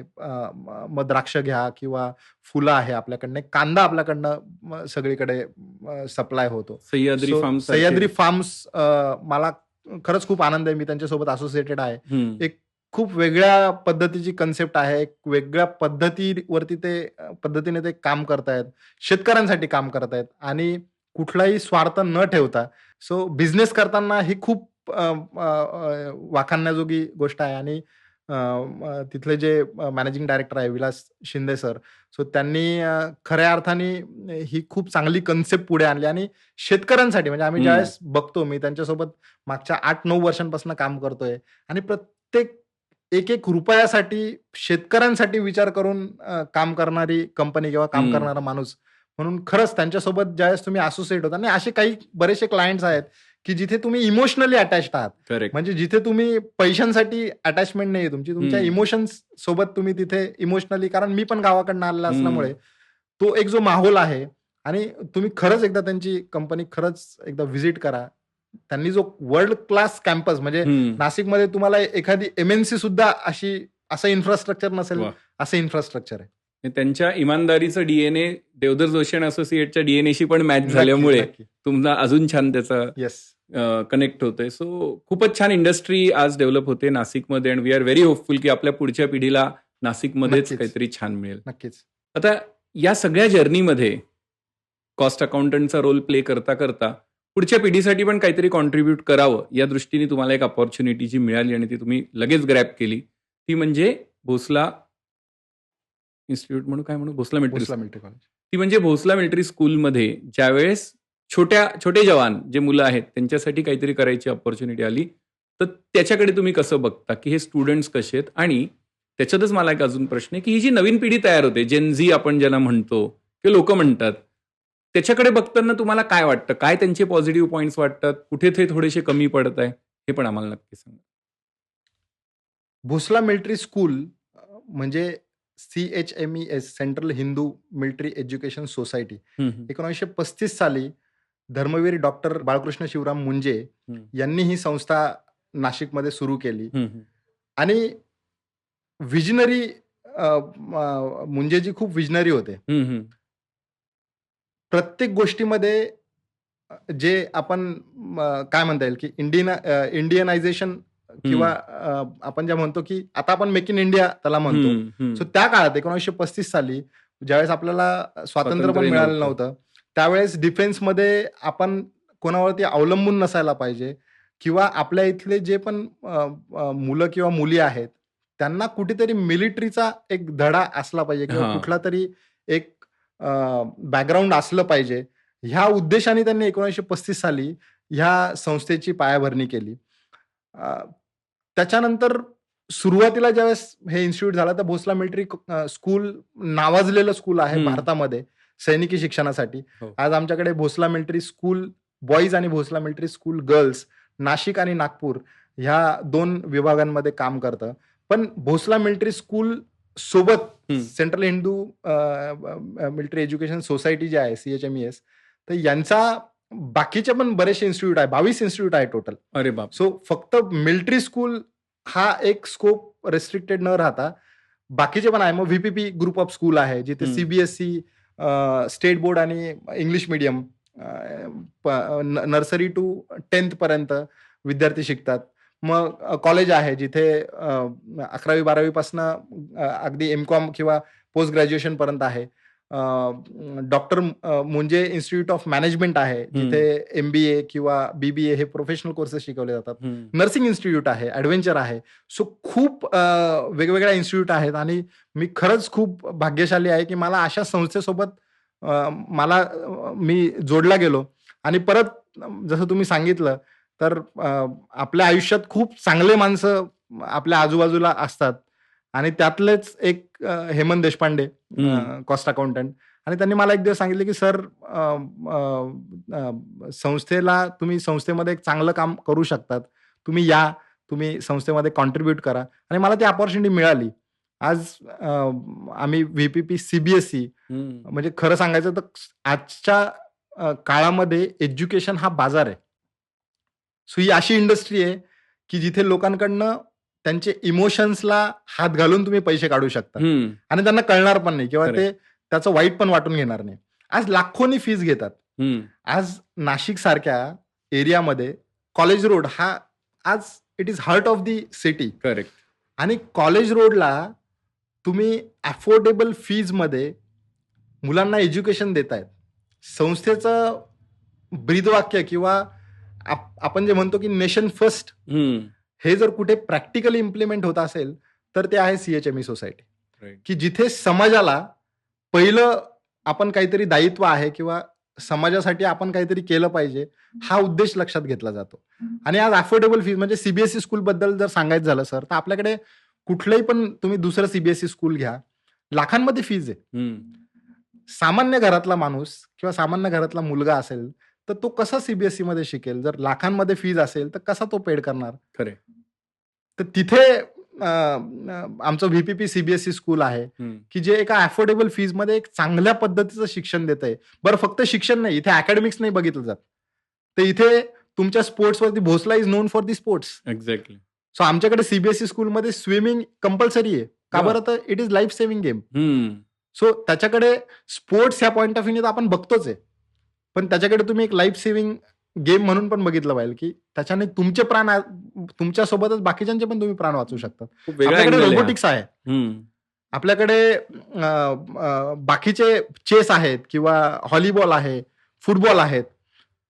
सो नाशिकमध्ये सगळ्यात मोठी जी एक मुंजेजींनी जी एक मोठी एक संस्था उभी करून ठेवली, त्याच्यासोबत जोडलं जाणं आणि त्याच्यामध्ये ही भावना असणं की आपल्याला समाजासाठी काम करायचंय किंवा मुलांना ज्यावेळेस तुम्ही छोटे नर्सरी ते 10वी पर्यंतचे जे मुलं आहे त्यांना तुम्हाला अफोर्डेबल फीजमध्ये चांगल्या फॅसिलिटीज तुम्ही कशा देऊ शकतात, बरोबर, हा विचार करणारी ही संस्था आहे. आणि मी तुम्हाला आवर्जून सांगेल की तुम्ही आम्ही नवीनच आमच्या KG सेक्शनसाठी एक नवीन बिल्डिंग तयार केलेली आहे. So we have world class facilities there. आमचे सगळे क्लासरूम सर डिजिटल आहेत. सगळे क्लासरूम. आणि आपण नॉर्मली नर्सरी किंवा ज्युनियर KG, सिनियर KGचे क्लासरूम ज्यावेळेस बघतो, बऱ्याचशा शाळांमध्ये वाईल्ड ॲनिमल्स किंवा यांचा भाडीमार केलेला असतो भिंतींवरती. पण ज्यावेळेस आम्ही ह्या स्कूलची सगळेच लोक आणि याच्यामध्ये मॅनेजमेंटपेक्षा तिथले टीचर्स किंवा तिथे काम करणारे यांचं खूप मोठं कॉन्ट्रीब्युशन आहे. सो ज्या पद्धतीने प्रत्येक भिंत प्लॅन केलेली की आपल्याला याच्यावरती काय टाकायचंय. सो आमची जी प्री प्रायमरीचं जे पण थिंक टँक जे पण आमचे टीचर्स होते त्यांनी पहिल्यांदाच सांगितलं होतं की सर आपल्याला इथे वाईल्ड ॲनिमल्स आणायचे नाही, कारण घरी पण मुलं तेच बघतात. ते कार्टून बघणार, मग कुठलं तरी चित्रविचित्र प्राणी बघणार. बरोबर. सो इथे आल्यानंतर त्यांना असं वाटलं पाहिजे की ते कुठेतरी नेचरमध्ये आलेले किंवा त्यांना वेगळी फिलिंग नको यायला कुठेही पण. सो प्रत्येक भिंत, त्याच्यावरचं प्रत्येक चित्र, प्रत्येक भिंतीची कलर स्कीम किंवा कसं बसवायचंय, कुठे काय ठेवायचं, याची सगळ्यांची एक प्रॉपर अरेंजमेंट ठरली गेली आणि त्या अनुषंगाने ती स्कूल बनली. So overall it is very good exposure as well as experience for me. आपण बऱ्याचदा कमर्शियल याच्यामध्ये आपण वावरत असतो, पण कमर्शियल याच्यातनं ज्यावेळेस तुम्ही एखाद्या एज्युकेशनल इन्स्टिट्यूशनसाठी काम करतात आणि ते काम करताना तुम्हाला कुठलाही गवगवा न करता समाजाचा आपण त्याच्यात कसं फायदा करून देऊ शकतो, बरोबर, हे ज्यावेळेस आपण बघतो. आज रोबोटिक्स लॅब्स लोक लाखोनी रुपये घेत आहेत. हो नक्कीच, कारण ते ट्रेंडिंग आहे, ते पैसे कमवा त्याच्यावर. ते ट्रेंडिंग आहे, त्यातनं पैसे कमवा. पण संस्थेचा विचार हा नाहीये. संस्थेचा हा विचार आहे की आपल्याकडचे स्टुडंट्स उद्या मागे नको राहायला. बरोबर. सो त्या अनुषंगाने किंवा लँग्वेज लॅब्स असतील किंवा म्युझिक लॅब्स आहेत, मॅथ्स लॅब आहेत, वेगवेगळ्या प्रकारच्या लॅब्स आहेत.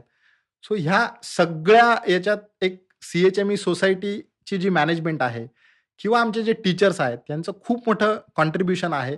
आणि हा एक आपल्याला सगळ्यांना एक धडा आहे की आपण आपल्या कमर्शियल लाईफमध्ये पैसे तर कमवतोच, पण at the end of day आपल्याला समाजाला पण आपण काहीतरी देणं लागतो. सो खऱ्या अर्थाने नवीन पिढी घडण्यासाठीचे खूप छान प्रयत्न. नक्की नक्की नक्की. आणि ज्यावेळेस आपण नवीन मुलांकडे बघतो, म्हणजे आज जेनझीकडे आपण ज्यावेळेस बघतो, so they are well acquaint with the technology. तुमच्यापेक्षा 4 गोष्टी ते पुढे चालतात. म्हणजे जरी 2 वर्षांपूर्वी AI आलेला असेल किंवा ChatGPT आलेला असेल किंवा वेगवेगळे AIचे टूल्स आलेले असतील, तर आज शाळेच्या एजमध्ये they are very well equipped with all these AI tools किंवा त्याचा वापर करून बऱ्याचशा गोष्टीमध्ये ते इनोव्हेशन करतात. सो त्यांच्याकडे हे बघताना नक्कीच खूप एक सॅटिस्फाईंग एक फिलिंग असते. पण याचबरोबर काही वेगळ्या गोष्टी पण आहे ज्या ह्या अनुषंगाने बघायला मिळतात की मानसिक त्रास पण मुलांना खूप असतो, खूप जास्त. आणि ज्यावेळेस सायकोलॉजिकल पॉइंट ऑफ व्ह्यूने तुम्ही याच्याकडे बघतात त्यावेळेस तुम्हाला लक्षात येतं की जगात प्रॉब्लेम्स पण किती आहे. सो आणि मी तुम्हाला सांगितलं की ह्या सगळ्या याच्यामध्ये टीचर्सचं कॉन्ट्रीब्युशन खूप मोठं असतं. They are second parents now. Yes, they are second parent. म्हणजे इनफॅक्ट त्यांच्या घरी आईबाबांपेक्षा जास्त वेळ ते शाळेत असतात. खरंय. तर त्यामुळे शिक्षकांचा रोल मुलांच्या जडणघडणीमध्ये खूप मोठा आहे. आणि सगळ्या आज आपण बघतोय की आपण आजकाल आपल्याकडे सगळ्या फॅन्सी गोष्टी झालेल्या आहेत. म्हणजे आपण शाळांमध्ये म्हणतो की इंग्लिश तुला बोलताच यायला पाहिजे, आणि आपण ज्यावेळेस आपलं कम्पॅरिझन, आज आपण जर्मनीमध्ये समजा गेलो किंवा फ्रान्समध्ये गेलो तर तिथे फ्रेंच शिकणं मेंडेटरी आहे, तिथे जर्मन शिकणं मेंडेटरी आहे, त्यांच्या मातृभाषेत शिकणं गरजेचं आहे. पण आपण आपल्याकडे तो ट्रेंड फॉलो करत नाही. आणि आपण आपल्याकडे ज्यावेळेस मराठी माध्यमामधनं शिकायचं म्हणतो तर त्यावेळेस आपल्याला कुठेतरी त्रास होतो. सो कुठेतरी आपली संस्कृती, आपलं कल्चर आणि आत्ताचं सायन्स आणि येणारं फ्युचर याचं जर बेस्ट कॉम्बिनेशन तुम्हाला कुठे पाहिजे असेल तर ते आहे VPP school, group of school, जिथे CBSE, इंग्लिश मिडियम आणि मराठी मिडियम अशा तिन्ही बोर्ड्सच्या शाळा आपल्याकडे आहेत. दीपक सर, बऱ्याचदा आमच्या स्टुडंट्सचं आणि नंतर बाहेरच्यांचं पण कन्फ्युजन असं होतं की हे CA आणि CMA या 2 इन्स्टिट्यूटमध्ये आणि त्यांच्या कामाच्या स्वरूपात फरक काय? सर, मला वाटतं काही आत्ताच्या दिवसांमध्ये हा लोक डिफरन्स खूप करायला लागले. मी ज्यावेळेस CMA कोर्स करत होतो त्यावेळेस तर एक प्रोसेस किंवा एक मेथडॉलॉजी अशीच होती की दोन्ही कोर्सला सायमल्टेनियसली ऍडमिशन घ्या हम्म, आणि दोन्ही कोर्स सायमल्टेनियसली करा. हम्म, त्याचं कारण असं होतं की 95% सिलेबस सेम आहे, 95% सब्जेक्ट सेम आहे. एखादा सब्जेक्ट किंवा एखादा पार्ट, एखादा चॅप्टर हम्म. हा इकडे तिकडे व्हायचा. म्हणजे जर आपण ओव्हरऑल सीएची एक जर्नी बघितली आणि सीएमए ची एक जर्नी बघितली तर there is thin line difference. Right, खूप काही फरक नाहीये. राईट. ओके, एखादा सब्जेक्ट फॉर एक्झाम्पल फायनलला इकडे बिझनेस व्हॅल्युएशन आहे सीएमए मध्ये, तर बिझनेस व्हॅल्युएशन इकडे सेपरेटली सीए फायनल मध्ये नाही, तो कुठल्या तरी विषयामध्ये त्यांनी इनकॉर्पोरेट Merge केलाय. केलंय. For example mergers and acquisition accounts मध्ये आहे, इकडे कदाचित ते बिझनेस व्हॅल्युएशन मध्ये कव्हर केलेलं आहे. सो आपण ज्यावेळेस ओव्हरऑल सिलेबस आणि ओव्हरऑल एक्झामिनेशनचं स्ट्रक्चर बघतो किंवा ओव्हरऑल पासिंग पर्सेंटेज आपण बघतो, तर त्याच्यामध्ये फार काही फरक नाहीये. त्याच्यामुळे तुम्ही सीएमए करतायत किंवा सीए करतायत याच्यानी फारसा काही फरक पडत नाही. आपण ज्यावेळेस प्रॅक्टिस पॉईंट ऑफ व्ह्यूनी पण ज्यावेळेस बघतो तर सुरुवातीला असं म्हटलं जायचं की सिग्नेचरला व्हॅल्यू आहे. हम्म, ऑफकोर्स आजही सिग्नेचरला व्हॅल्यू आहे त्याच्याबद्दल, आणि प्रत्येकाचे इंडिव्हिज्युअल एरियाज ठरलेले आहेत. बरोबर. मग सीए घेतला तर त्याच्याकडे स्टॅच्युटरी ऑडिट आहे किंवा इन्कम टॅक्स ऑडिट आहे. कॉस्ट अकाउंटंट घेतला तर त्याच्याकडे कॉस्ट ऑडिट आहे. किंवा जे मॉडर्न एरियाज नंतर डेव्हलप झाले की जसं इन्सॉल्वन्सी प्रोफेशन आहे, जसं व्हॅल्युअर आहे, ओके, किंवा सेबीशी रिलेटेड वेगवेगळ्या कंप्लायन्स आहे.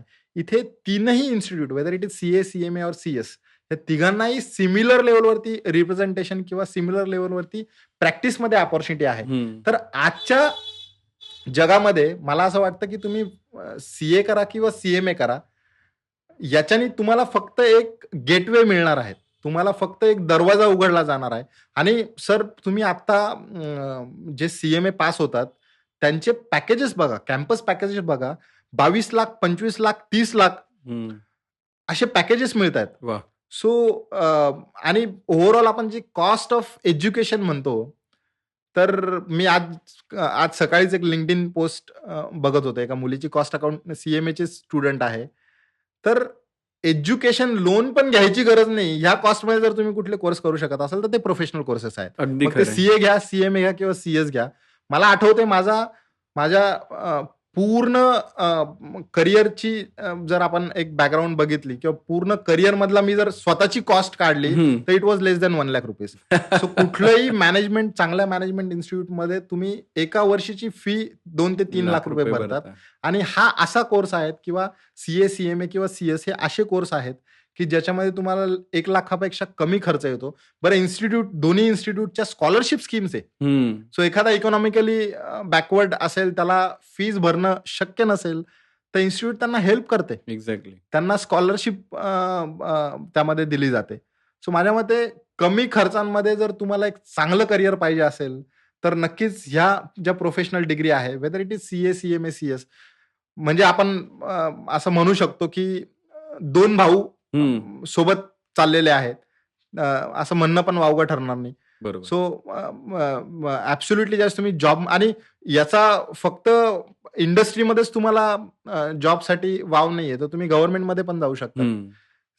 आपण ज्यावेळेस IAS किंवा IRS ऑफिसर बघतो तर आपल्याला असं बऱ्याचदा वाटतं की अरे आपण इतका अभ्यास केला तरी आपण त्या लेवलवरती का पोहोचू शकत नाही.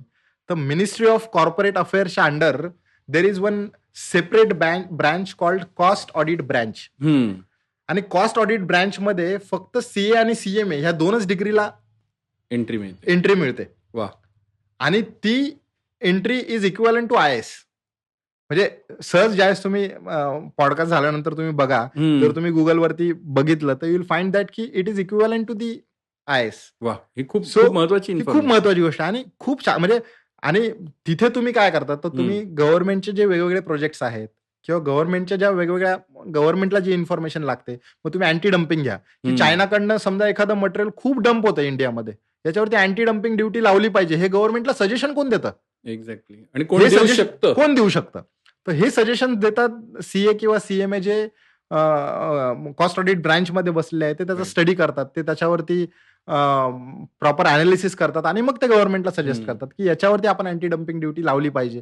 किंवा बऱ्याचशा केसेसमध्ये गव्हर्नमेंट बऱ्याच गोष्टींवरती सबसिडी देतं. मग ही सबसिडी जी मिळतीये ती कशी दिली गेली पाहिजे, किती दिली गेली पाहिजे, याचं कॅल्क्युलेशन कोण करतं?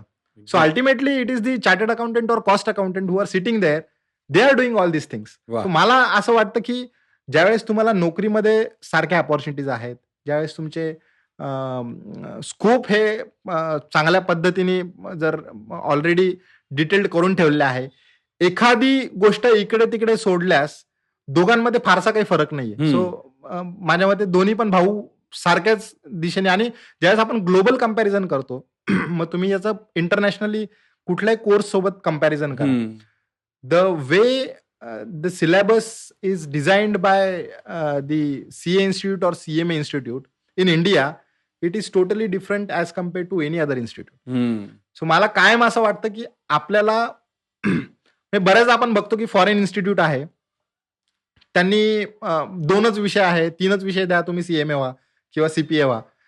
ही त्यांच्याकडची एक कमी वेळामध्ये ते तुम्हाला डिग्री देतात. पण भारतात ज्यावेळेस तुम्ही CA किंवा CMA करतात, ते जेवढे तुम्हाला ताऊन सुलाखून बाहेर काढतात आणि त्याच्यानंतर तुमची जी एक पर्सनॅलिटी बनते किंवा जो एक ओव्हरऑल तुम्ही तुमचा प्रोफेशनल एक कॉम्पिटन्सी बनते, मला वाटतं ती खरंच पुढच्या आयुष्यासाठी खरंच खूप उपयोगाची आहे. राईट. हे तर अगदीच खरं आहे, कारण तुम्हाला ताऊन सुलाखूनच तयार केलं जातं. आणि मला खास हे सांगायला आवडेल, आणि I am very happy to share, की माझं पण CA आणि CMA दोन्ही झालं. त्याच्यामधलं खरं कारण हे दोन्ही खरंच 2 जुळे भाऊ आहेत, फक्त भांग इकडचा तिकडे, एवढाच त्याच्यामधला फरक आहे. आणि हा ऍडव्हान्टेज सगळ्यांनी घ्यायला पाहिजे. मला वाटतं की एक प्रचंड प्राऊड फिलिंग देऊन तुम्ही ह्या पॉडकास्टच्या एंडकडे आम्हाला आणलेलं आहे. आणि जे कोणी हे पॉडकास्ट बघताय त्यांना नक्कीच हे कळलं असेल की कॉमर्स आणि कॉमर्समधले एवढे सगळे कोर्सेस, मग ते CA असेल, CMA असेल, हे सगळे तुम्हाला कुठल्या लेवलपर्यंत घेऊन जाऊ शकता. आणि एका गावातनं बसमध्ये बसलेल्या मुलापासून तर या पॉडकास्टच्या या सोफ्यापर्यंत आणू शकतात आणि आयुष्यात खूप मोठं सक्सेस देऊ शकतात. हे डेफिनेटली आपल्याला कळलंय. आणि हे प्राऊड फिलिंग तुम्ही आम्हाला खऱ्या अर्थाने ती एनर्जी आज या पॉडकास्टमध्ये आणली, त्याबद्दल अगदी मनापासून मी तुमचे आभार मानतो. कारण तुमचा वेळ खूप महत्वाचा आहे, आम्हाला माहिती आहे. कारण अनेक क्लायंट्स तुमची वाट बघत असतात आणि तुम्ही हा खास वेळ काढून आज आले, आणि पुढच्या पिढीसाठी हा एक खूप मोठा वसा आज तुम्ही देऊन चाललेले आहात. त्यासाठी मनापासून नक्कीच मी मेंटॉर मराठीचा खूप खूप आभारी आहे की ह्या प्लॅटफॉर्म थ्रू मला परत एकदा तुमच्याशी गप्पा मारण्याची संधी दिली. आणि तशा आपण गप्पा छानच मारतो. Yes, thank you very much. Thank you.